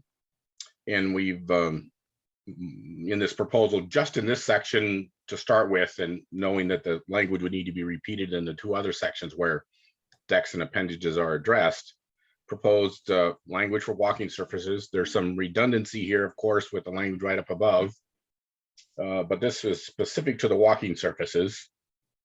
And we've taken the California requirements, not brought forward some of the California requirements that directly relate to California specific standards, SFM standards. And we've edited this language slightly. Notice that the 5.4 and the 501.6 was deleted and moved down below in item 4 with a little bit of editing for the condition of the 5/4 or the 2x nominal lumber and the 5/4 hardwood. And then added the requirement that's consistent with the California Chapter 7A for walking surface decking material. We've also not included in this proposal a compliance path that's in the California Chapter 7A that requires compliance to both ASTM E2632 and E2726, because nobody follows that compliance path. It's there, but it's just not used. No reason to include it in the Washington code language we're proposing here. So I'll leave it at that and respond to comments, questions, if any. And I know Chip Herr's on the call too, one of our CLMA members, and I'm sure he would probably like to share a little bit additional information. Okay, excellent. Chip? Yeah, the only thing additionally that I'd add is what we proposed is what was put in specifically for composite lumber in the California code. Okay, thank you, Chip. Appreciate it. Micah, go ahead. I'm sorry, Storian, can you scroll back up to the change in red? I have a question about the exception under item 5. So this kind of takes, it reads to me like you're allowing something other than the exterior wall allowances in a previous section. The exception says the wall material shall be permitted of any material as long as your deck surfaces are a certain material. That seems to conflict with other sections of 501, where it says your exterior wall shall be this. Yeah, Micah, John Weisman here. I was trying to edit it to mesh what California does, and if the wall material complies with what's required in the Chapter 7A, not just anything, but material that complies with Chapter 7A requirements. So that's where I put in this code, thinking this will be referring to the Washington WUI code. So that's what I was trying to do. So John, if it was worded wall material shall be permitted to be any material that complies with Washington State WUI, for lack of a better term right now, that would be an act. That's the intent. That is correct. I think that's consistent with how California treats it. Got it. Micah? I think I see where he's going. I think he wants a pointer to section 501.5. Would be more specific, because that allows other wall materials that are not just non-combustible or more specific. So I think that's where you're going with, John, and you can correct me if I'm wrong. That section covers exterior walls projections and has 5 different material types and, 4 different material types and 1 with performance standards, I think. So I think that's where you're trying to go. I agree. I had not identified that section as one that could be referred to. So yes, that was where I was trying to go. Thank you. If we changed it to a pointer to that section, I would be more open to that exception and the entire change, at least for me. Thank you. Thanks, Micah. Thank you, John and Chip. Do you have anything else to add, John or Chip? Not at this time, no. Yeah, not at this time. Thank you for the opportunity. So Do you want to modify it now? Yeah, let's go ahead and throw it in there and then we'll come back to it after we're done with the rest of the proposals. Probably just one thing to offer, and that is, of course, if the committee is amenable to this language, then I'd be glad to take a few moments and copy this to the other sections where similar language above is referenced and provide that information back pronto. Okay, thank you, John. We'll, are there any other questions or comments from TAG members at this time? Go ahead, Micah. Sorry, I didn't get a chance to preview this stuff. Again, my internet was not functioning, so I'm doing this on the fly. I do have a little concern with the 501.6.1.1. It says for item number 5. Can you explain that one to me? And I guess maybe I'm reading a little too far into it. I almost feel like that would apply to the wall materials as well.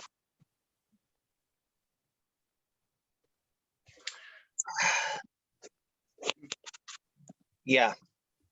Yeah, John Weisman here. I assume you want me to respond? That'd be great.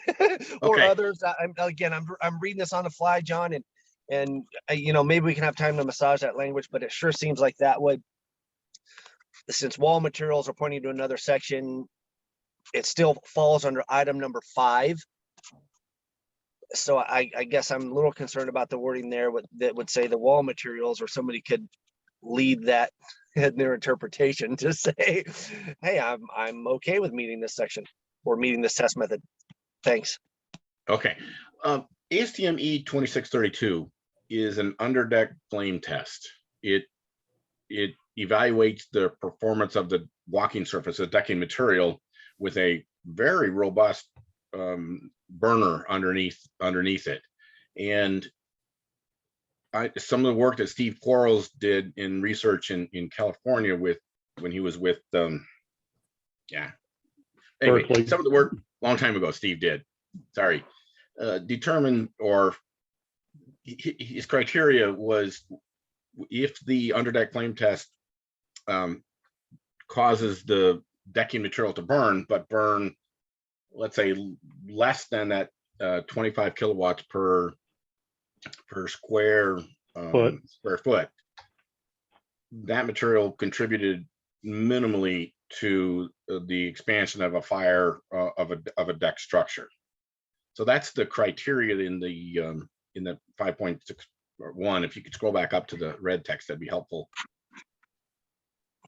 Yeah, in the 501.6.1.1, and it would be applicable to item 5, not applicable to the exception, or at least that's the intent. If we put in the very first sentence there, instead of the material, if we put the walking surface, would that clear that up? Yeah, I was going to suggest the same thing, the walking surface material. That would clarify, because exterior wall covering is mentioned in item 5 and not the exception. It's mentioned in both. But yeah, that would be fine if John is open to that. Yeah, that's a good idea. That's a good edit. Thank you. Can you help me correct it? So in 501.6.1.1, after the section title, it says the material shall. We want to put the walking surface material.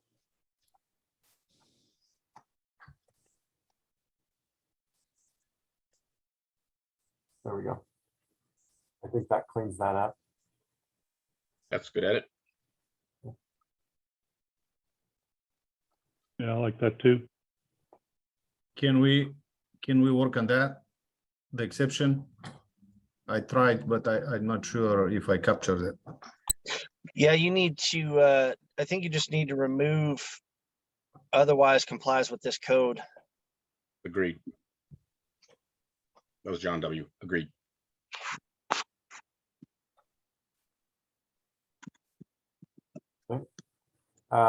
And then, sorry, go ahead, Micah. I was going to ask John, the ASTM sentence in red at the end there, is that, are you adding that reference standard into the reference standard chapter, or what are you trying to do with that item, John? That's the name of the standard. It would likely need to be added to the Washington code as a reference standard. I didn't propose that, but I would assume that would need to be done administratively. I have one question about this. So you took it from chapter 7A in California, but the state fire marshal, it's not necessarily I agree with it, but the state fire marshal there doesn't adopt the most current versions of this standard. So I don't know. Well, ASTM A84, do you want to capture a particular date, particular version, or you want to go to the most current version? just a recommendation there, and John, correct me if this isn't along the path you're thinking, but ASTM E84 is already referenced in the fire code in chapter 8. So I would think, just to be consistent, the same one, or the same one that's referenced in the WUI already, which I think is the 16 version. I would agree with that, yes. Hold on. E84 is already referenced in chapter 10 of the WUI code, and it's the 2018 B standard. Oh, I'm sorry. Yeah, you're right. I'm in the wrong one. That's okay. And then the ASTM standard he's referencing here would need to be added to chapter 10 of the WUI code, and he's referencing the 2020 standard. I think is the most current adopted. So E84, we are good with it, and the other one, E2632? Yes, E2632 that he's got on the bottom of the screen that you're sharing, that would need to be put into chapter 10, what we're making chapter 10 of reference standards of the WUI code, and not under section 501.6.1. And Claire and John, you can correct me if I'm wrong. That's exactly what would need to be done, I believe. It wouldn't be here, but I wanted to put the text here so you would have it to say, to note that would be probably the language that would be used in chapter 10 of the WUI code for reference standards.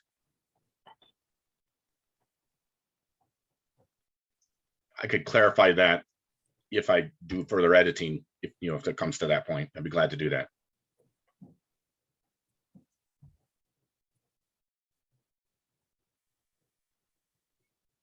Okay. Ken, go ahead. Just for editing purposes, the 501.6.1.1, the title, when it says in section 501.6.11, yeah, get rid of one of the ones. Good, Ken. Thank you, Ken. Appreciate it.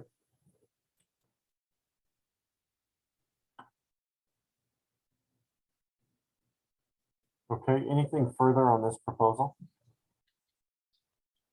Micah, go ahead.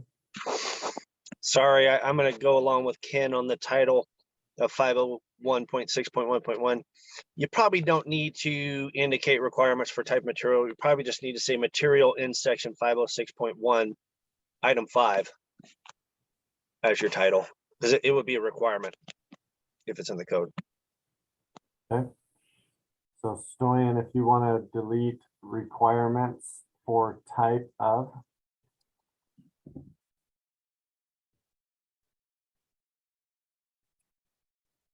And then capitalize the M, and we're good there.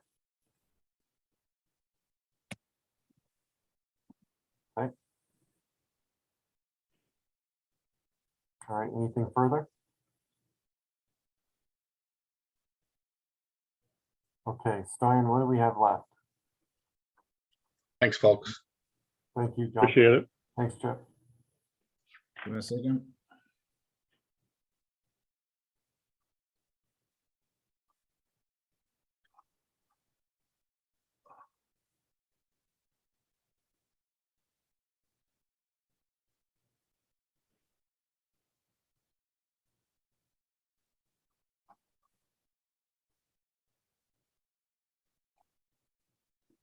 This is from Chris.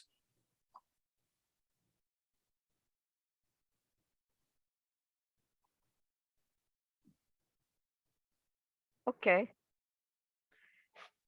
Okay, so basically, this is going off of some of the conversation that happened on Friday about referencing what is distinct or what is unmitigated. And I'm a little concerned that, again, everything that somebody comes in for an addition permit and everything on the existing home is going to be required to be brought up. And my understanding that is not the case. So it's just my idea that when instead of saying egregious or excuse me, unmitigated, that you use the term egregious, and that's a danger that's left unmitigated, places the occupants or property in immediate danger.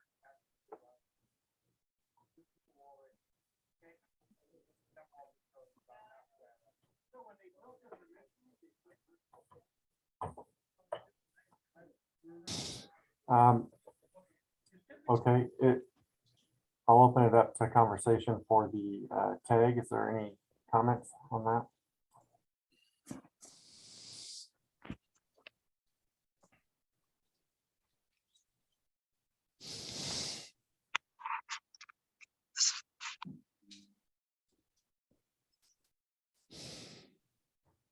Go ahead, Micah. I'm not on the tag, so.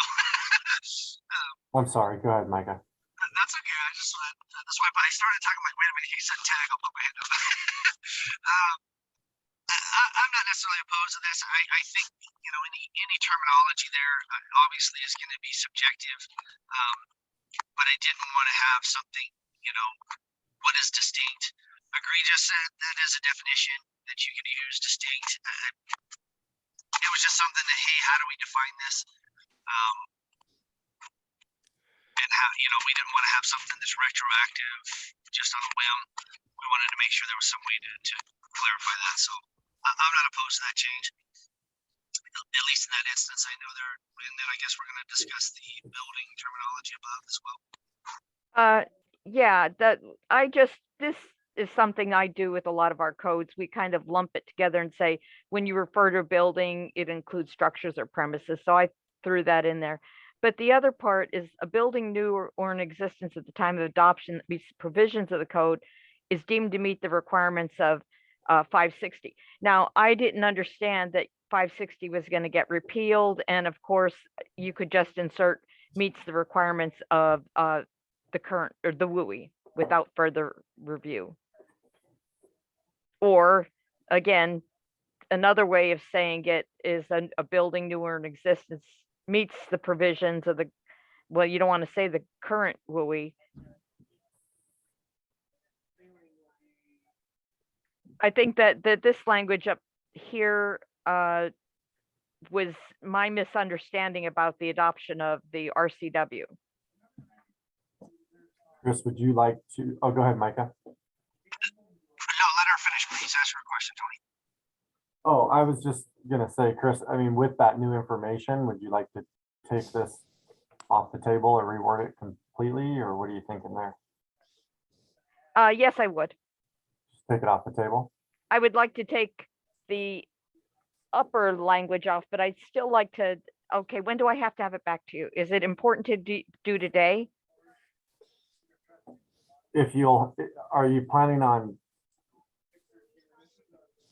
do you feel that the language of the building new or in existence, are you saying that you would still like to have it read something different, just not with the RCW?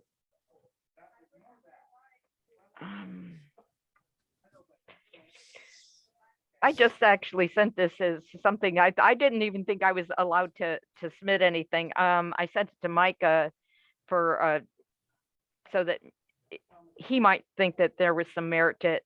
Sure. Provisions. Let's do this. Let's call on Micah and we might be able to come up with some of that language. So go ahead, Okay. Micah.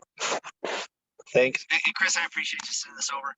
I do think the information above on the building and structure, instead of putting language in the scoping, we could probably just add the definitions of building and structure from the IBC, since those are pretty standard, I think, across the board.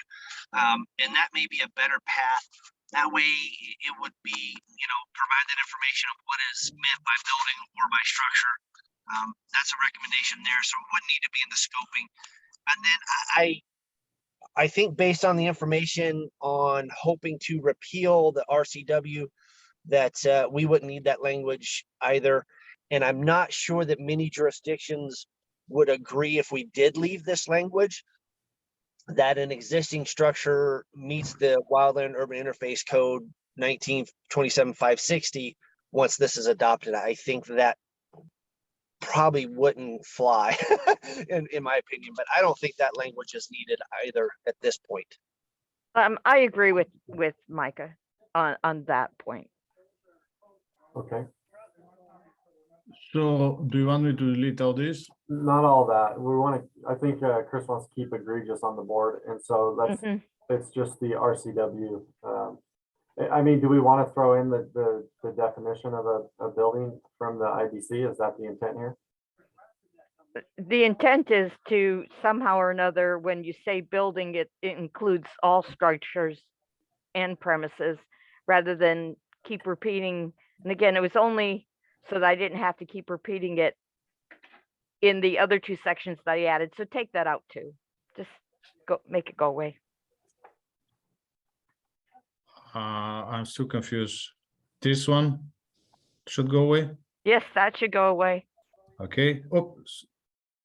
And the two lines below.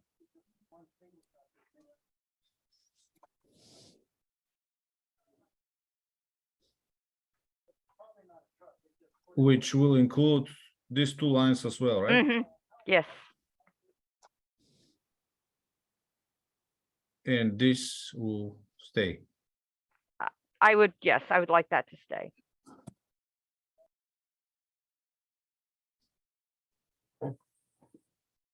Okay, thank you, Chris. Any further discussion on those items? Just a point is that the WUI code already has a definition for building, so we just have to modify that if that's what we want. Okay, thank you, Dave. I was also going to say that we changed, you'd need to add egregious in two locations. I believe one was under the, oh, I know there's another part of it. It's in two places where it talked about distinct danger. Sorry, I just don't remember which ones.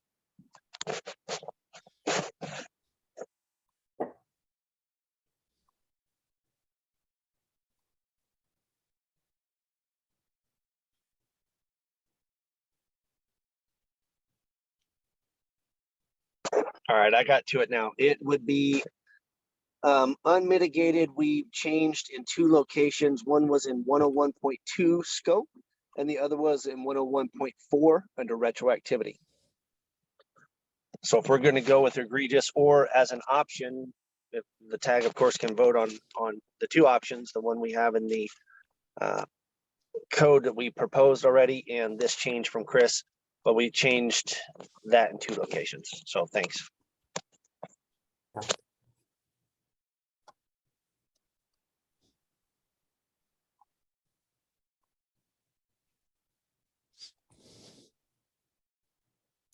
Micah, not to scare you, but I missed completely what you just said.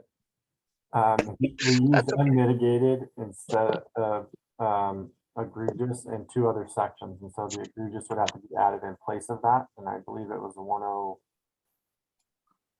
10. Go ahead, Micah. Sorry, I lost it. It's in two locations, Stoyan, 101.2 and 104, or excuse me, 101.4. Thank you, Micah. Okay. Yep.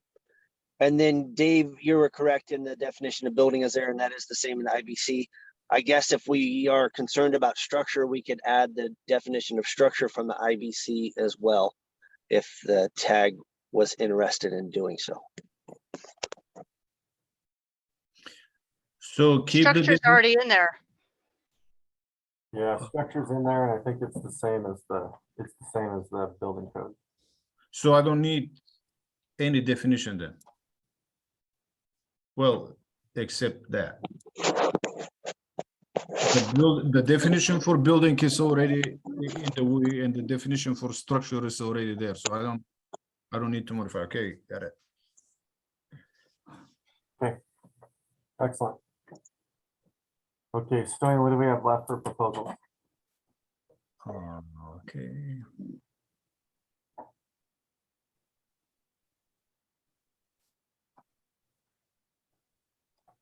This proposal was discussed the previous meeting. I think Micah requested relocation to 504.9 as far as I remember. Here is the new proposal, and the proponent is not here, and we have his But the alternate is. Yes, okay. So here it is. Grant, go ahead. Floor is yours. Yeah, and basically what Steve did is based on our last meeting, just went through and cleaned up the numbering issues that were in place. And I think moved the entry door location to a place that was recommended as well. But to reiterate, what this does is basically harmonize code language with what's been existing in California since 2010. I will tell you on Thursday of this week, Thursday of last week, we presented the same language to Oregon for their WUI code as well. So in my perspective, it would be a good thing to have a harmonized kind of code language across the Western United States. And it's pretty straightforward. I mean, ultimately what we're trying to do is remove ambiguity. To reiterate, if I were to go back and look at the existing language where it talks about tempered glass, multi-layered glazing panels, glass block, blah, blah, blah, blah, blah. What I would take that to mean is if I were a builder in a WUI, I could use simply insulating glass for windows, 2 pieces of annealed glass, because that would be a multi-layered glazed panel. What we're doing by bullet pointing things is make it very specific and also include the fact that adding at least one layer of tempered glass to a window significantly increases the potential that window is going to withstand a firestorm. And that was proven by Steve Quarles at the University of California Forest Products Lab at Berkeley in 2000, I'm going to say 2001 or 2002. Okay, thank you, Grant. Questions or comments for Grant or anything to add on this proposal? Go ahead, Micah. Am I just the first one to my raise hand option? I feel terrible. I like this change. I think overall it'll be good. I think the intent was to add it to 5049 as well as 501.7. Because we do want to have, at least my intent was to have the exterior glazing in 501 as part of the prescriptive approach type item to this. So it was kind of to have it in both places, since the language, the WUI code has a lot of repetitive language. So that was my intent. And I'm at least originally. Again, that's up to the tag if they do want to have it as part of the prescriptive type package. And not just have it when somebody goes through the entire process, which may not occur. Thanks. Dave, go ahead. Yeah, that was my question too, was that I thought the intent was for this to be a prescriptive requirement that would be mandatory. So 501.7 seems like would be the appropriate place for that. Otherwise, we don't get to 504 unless we're proving ourselves, I guess. But the mandatory prescriptive seems to be 501.7. I believe the authors intended for that to be kind of a mandatory requirement. I think that's I would agree wholeheartedly. Okay. Micah, go ahead. To align the language, that would also need to occur in 505.9, all 3 locations. Okay.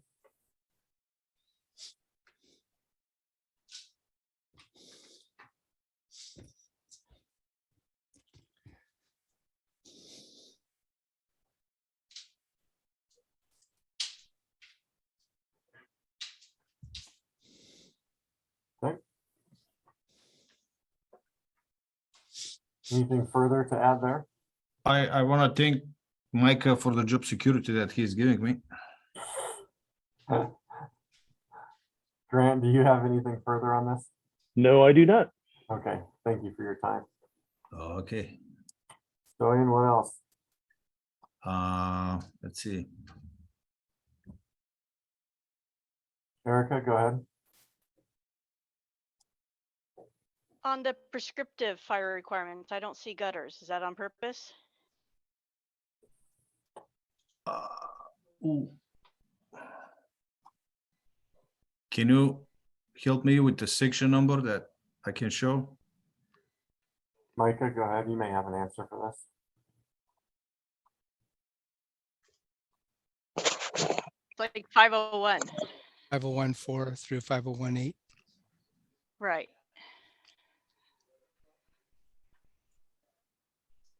Let me look again real fast. I'm sorry.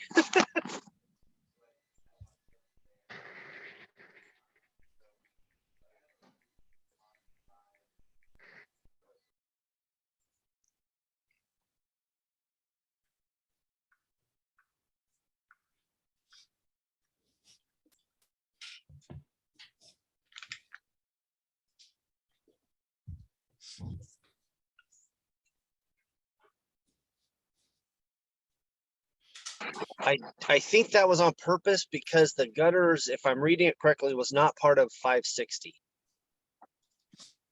And the intent was not to require that as part of the prescriptive at this time.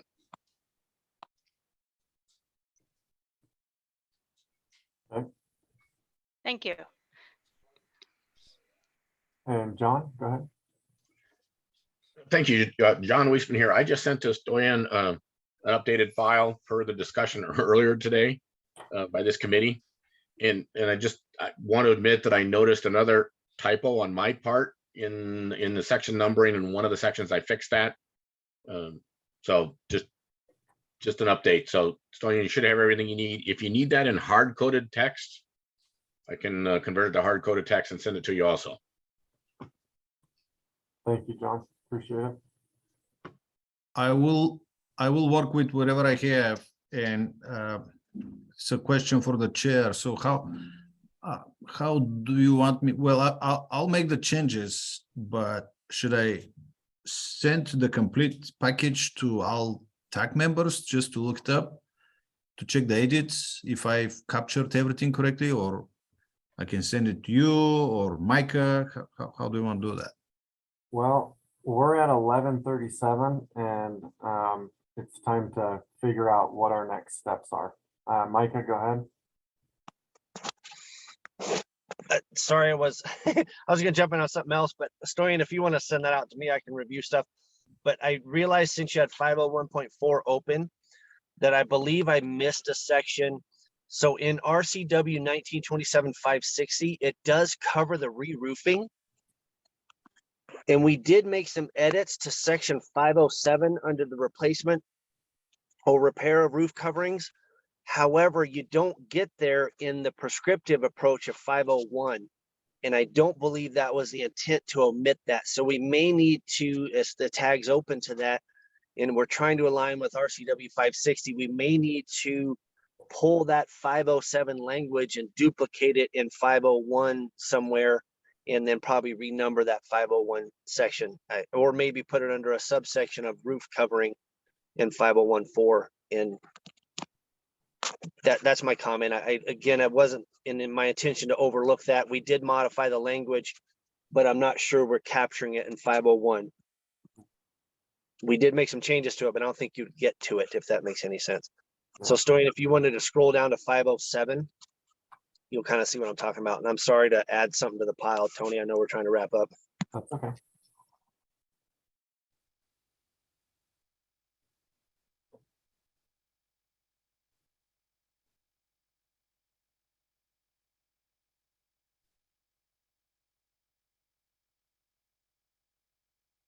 So you can see the strike through and underline that we intended to point back to 501. However, I don't think if you go through 501, you would ever get to 507 if all you did was the 501 requirements. And that was not my intent to omit that. So we might have to revise that a little bit. Just keep that in mind if we want to, work on this for public comment or for the BFP, that would be fine as well. Thanks. Thank you, Micah. Dave, did you have something to add? No, I would just concur. I think that's important to have something in 501 that's going to point to 507 when it comes to re-roofs. So just some charging language per se, that would just, the language in 507 is perfectly fine. Excellent, thank you. Okay. So let's discuss our next 20 minutes here. So I would like to see some motions to move some things forward, but I also don't want to push anything that the TAG is uncomfortable with because of time frame. That being said, I would like, as the chair, I won't do this, but if another TAG member has a motion as to how to proceed, whether that is voting on the proposals that we brought up today and see if we can get through those and pushing this to BFP, or saying we are not there yet. That's what I'm looking for, is some direction from the TAG on how to proceed with these final 20 minutes. Before the motion, I want to just point of order. So we had two proposals, 59 and 60. They're intended to address the same thing, but these are still different proposals. So I don't, if the TAG decides to approve both of them, I will be having a hard time how to. This is Micah and Tracy's, right? Yes, that's correct. Yeah, that's correct. And that's one of the reasons I want direction today from the TAG. And I'd like to see where that goes, because there still may be some significant discussion on those specifically. So thank you, Stein. Thank you for the clarification and bringing that out.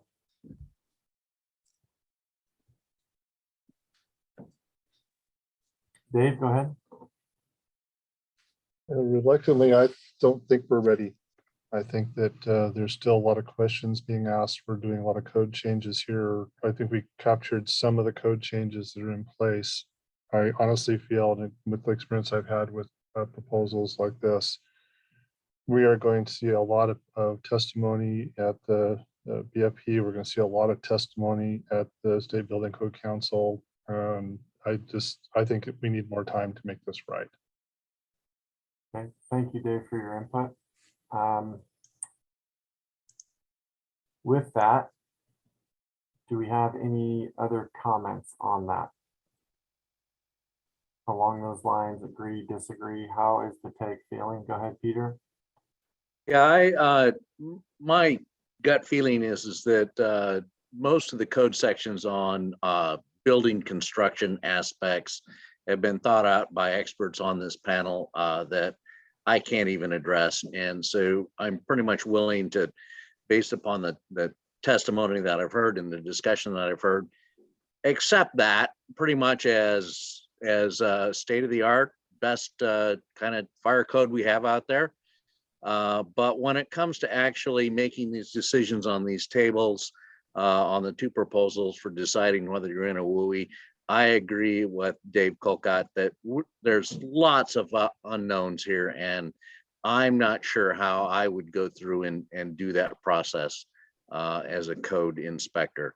I think even just looking up stuff on the internet and getting to the DNR map might challenge many code officials, but I'm not sure on that. So I agree with Dave. I think we need to reconsider the process for evaluating whether or not you're in a code, and then challenging that if you feel that the DNR map is inappropriate. So I'll leave it at that. Thank you, Peter, for your feedback. Stoyan, if we add a TAG meeting, which I think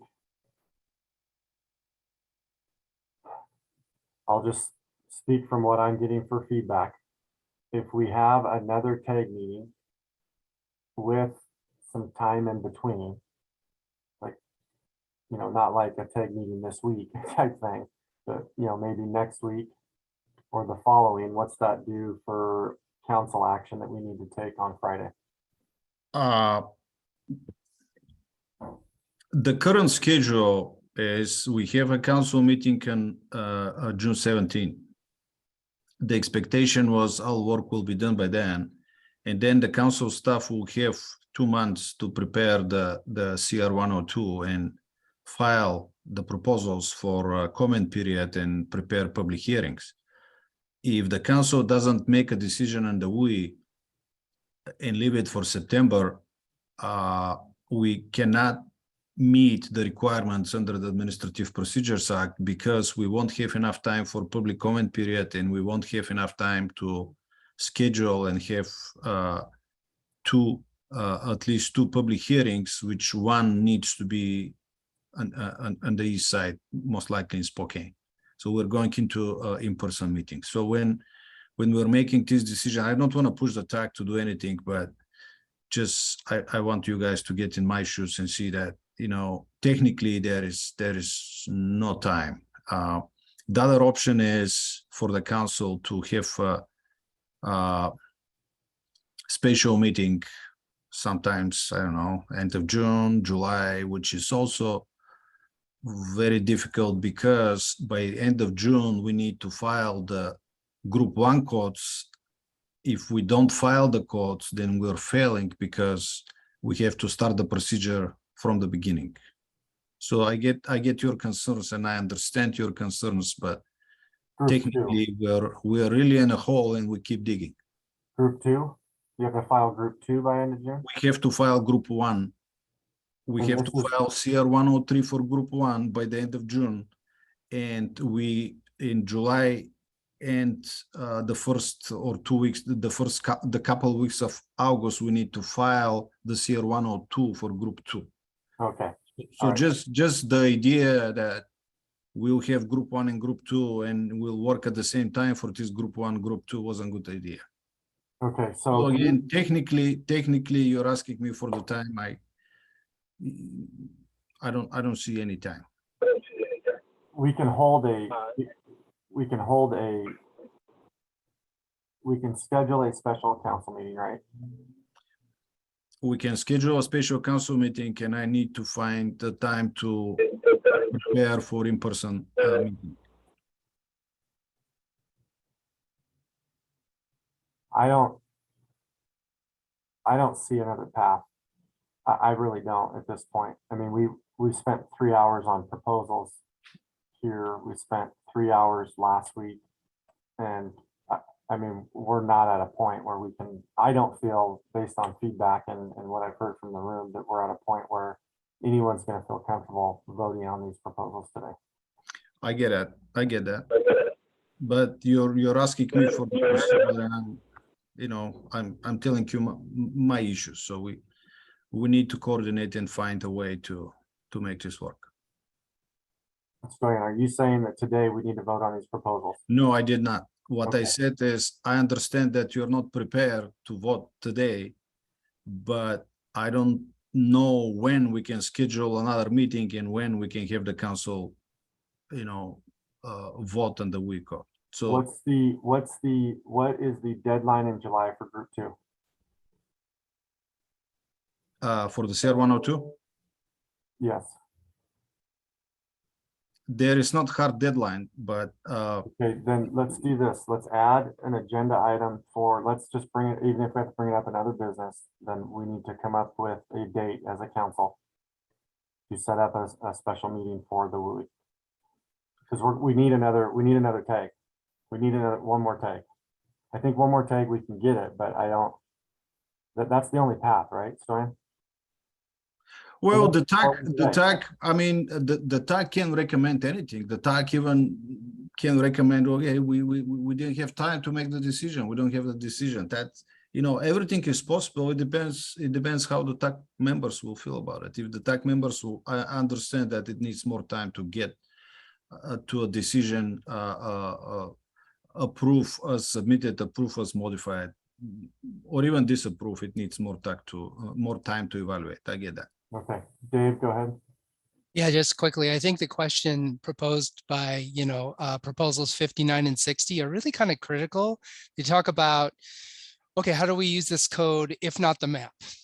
Or if you're in a green or something like that. So I don't know. It would be great if there could be a harmonization between those two, see if we can come up with a better tool there, because I think it's a critical issue. I think I'd be ready to vote on this whole thing if to pass this on to the next phase without that question being answered. And I think it was an important question that was being addressed by both the proponents of those changes.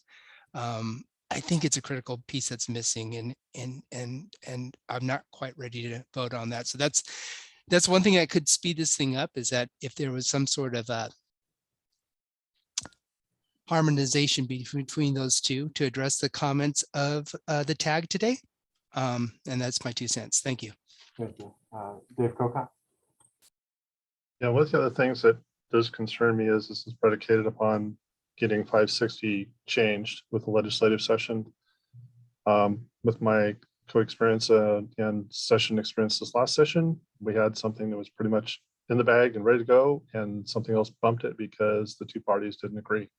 So it is not a guarantee that 560 could be removed with the next legislative session. So that's a concern I have, as well as if we could doing a lot of this effort, we may not be able to get 560 repealed. So we'd have this kind of sitting off the side waiting for the next process to occur. So that's a small part of it. My biggest part is just, as Mr. Nakwa indicated, the two proposals, we needed one proposal, not two proposals there to be able to make a decision today.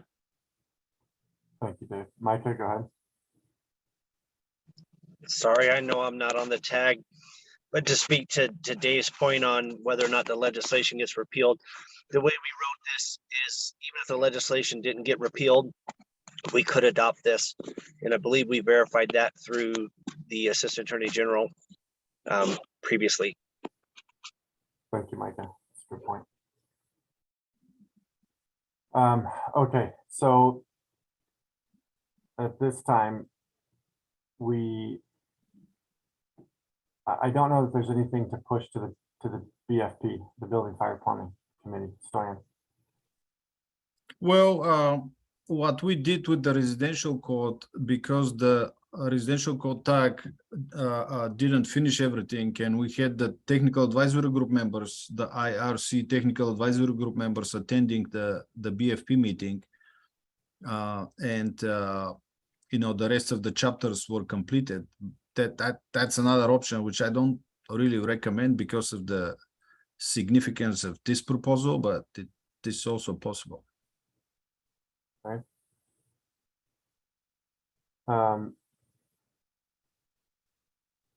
The BFP meeting is on Wednesday. Mm-hmm. If the TAC members believe that the rest of the day and tomorrow will be enough for them to evaluate and have a vote on Wednesday before the BFP committee, then that's an option too. Again, WUI code is not my best area of expertise, so I don't know how much time it needs to evaluate and get to a decision. Peter, go ahead. Can we somehow split out table, 302, and set that aside and vote on the rest of it, or does it just all have to come as one package? Can we break up our tasks somehow to make it possible? That's a good point, Peter, and I thought about that. The thing is, I don't know that we have a ton to talk about with everything else, so we could split that off and approve those other things, because I don't think there's a ton of heartache with the rest of it. The problem is that if we have one thing left over, at some point that still has to be passed through the process. And right. So, I think if we get that, we're good as a whole. Micah, go ahead. What I was going to say, Micah, real quick is I don't know if Micah and Tracy can work together to agree in the next day and a half and somehow squeeze a tag meeting in. That seems a little. That does not sound practical, but if that's not able to be done, then maybe within the next week, and then we would be asking for a special council meeting on Friday. Go ahead, Micah. Micah, sorry, something else again that I forgot. So currently we have the BFP meeting filed with the code revisor's office for Thursday. And we are having formally on Wednesday a special BFP meeting. So the date that we were planning to cancel Thursday, June 16, we can use that date for another BFP meeting to give the TAC members one more day to evaluate. So that's another option that if you want to explore. Go ahead, Micah. Thanks again for letting me speak, even though I'm not on the tag, but I am on the council. You could move the other proposals forward if folks want to approve those as modified and leave the two tables as a disapprove with some information to the council that we would like to see revisions to those. Again, they don't have to be in there. They are very beneficial to the code as far as providing guidance. But right now, the guidance can be, you go to the map, you're in it or you're not, and we get the code done and moved on to the council without the two tables. Tracy and I worked together through this whole process, and so we can definitely work together again. It will not be in the next day and a half. I'm supposed to be on vacation, and I've got meetings stacked up all week already. So I think if that's the way you want to go, yes, you can move the code by itself with the various changes and leave the two tables as a disapproved motion. Each of those is a disapproved motion. However, you can move that to the BFP committee with notes that says we want these, they just need some revisions and we're out of time. That's my 2 cents. Okay, Chris? Is it possible to, during the review by the council, to reintroduce these tables in a different form? In other words, continue to work on them on the outside and just bring it to the council at that point in time as an outside person, not necessarily as the tag. That's possible, yes. Thank you. Thanks for letting me talk too today. Yeah, thank you, Chris. Dave? Sorry, but fortunately, my experience in the council is going to pick up here. I don't think the council likes to see proposals during the hearings. It's basically, if we start changing the codes there, we're not really going through the full vesting of the tag and the participation of all the interested parties that are associated with it. I will admit that I did that with one of the prior codes with particularly, I believe it was carbon monoxide was one of those. We ended up going back and having to redo everything. I strongly recommend that the tag take that into consideration and say, if we're going to provide a product that's coming from this tag, that it's going to be complete and it's going to be vested by all the people that are associated with the tag, so that we don't have those issues in the future. Okay, thank you, Dave. So we have an option here to, with the little bit of time we have remaining, we can push, if everyone likes the rest of the proposal outside of the tables, then if someone would like to make a motion to move that forward, the other proposals as written, as proposed and edited today, excluding the tables, that is an option. And we can review that at the BFP and have something to present to council, and the tables may have to be done at a later date. So that would be up to a tag member to move that.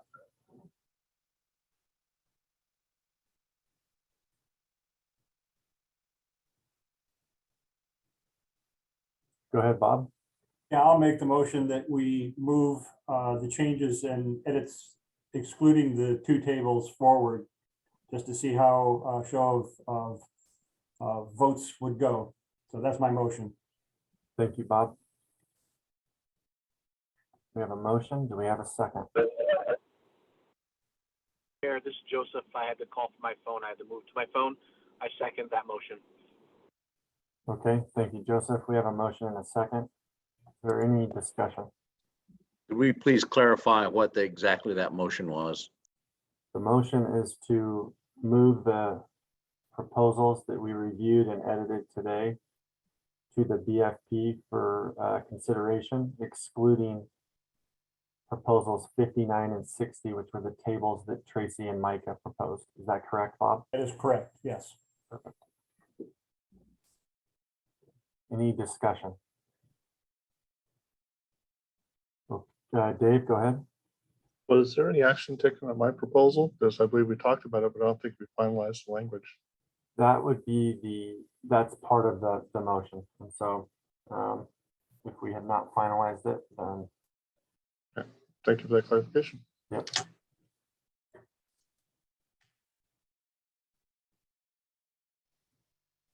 This is Dave's proposal. Yeah. And I think we were comfortable keeping it. I think there was discussion about moving it to the vegetation portion also. In 1075, 1074 and 1075. I thought Dave didn't agree with that, as far as I remember. Okay, so the current motion would pass it as we see it on the screen. Go ahead, Micah.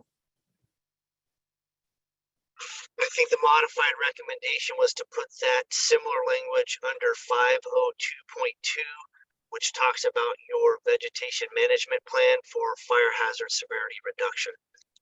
So it would be a similar language, but just add it again for plan update and just change it from fire protection plan to vegetation management plan and put that under 502.2. That was the other option for that instead of putting it in 10 whatever. Thanks. But you want to add it. So you want to keep it in 405.5 and also add it to 502.2. That was my intention if Dave did not want to move it to 107, which I think is what he indicated. He liked it 405, and I just made a recommendation to add similar language for the vegetation management plans. Okay, Dave, go ahead. As we don't have that proposal put together, then we're not ready for this. Because if we were adding another section there, the tag hasn't had a chance to look at the other language as well. And so I am not excited about where we're going with this. Okay, Bob, would you like to adjust your motion to remove this? All right, I would adjust my motion so that this is removed. Okay, and I'm sorry, I can't remember who seconded. I think it was Joseph. It's Joseph. It's Joseph, and I will second that amendment to the motion. Okay. Any further discussion? Can we clarify the motion again? So adopt proposal number 58 as modified without Dave Cockett's modification. Okay. Okay. Any further discussion? Okay, let's do a roll call. Peter. Aye.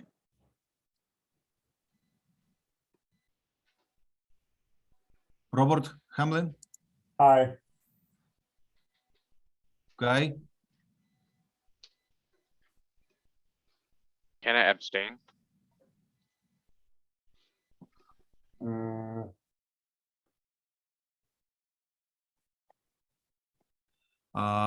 Dave. Which one? Sorry, Dave Nakagawara. Sorry if I messed up the name. Dave, you're on mute. No.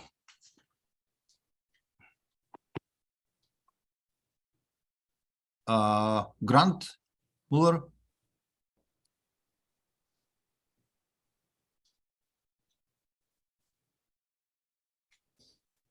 I don't see him being here. Okay, Dave Cockett. No. Curtis. No. Erica, Aye.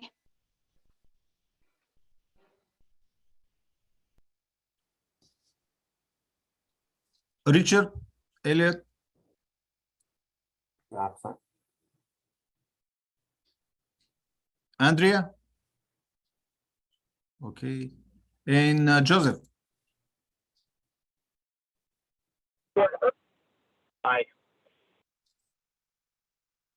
Okay, let's see. We have 1, 2, 3, 4 yeses. We have 1, 2, 3 no, and we have 1 abstain. Just to clarify, we still have a quorum? Say that again, Dave. Do we still have a quorum? Just verifying. That was 7 votes. Is that a quorum?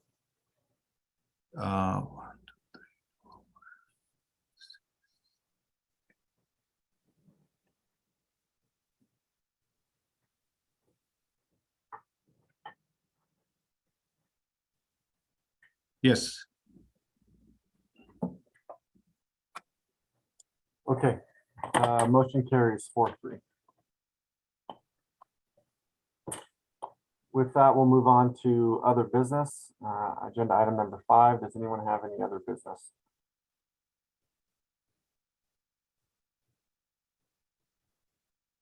Okay, thank you everyone for meeting on short notice and for running a little bit long. I know it's 12:05.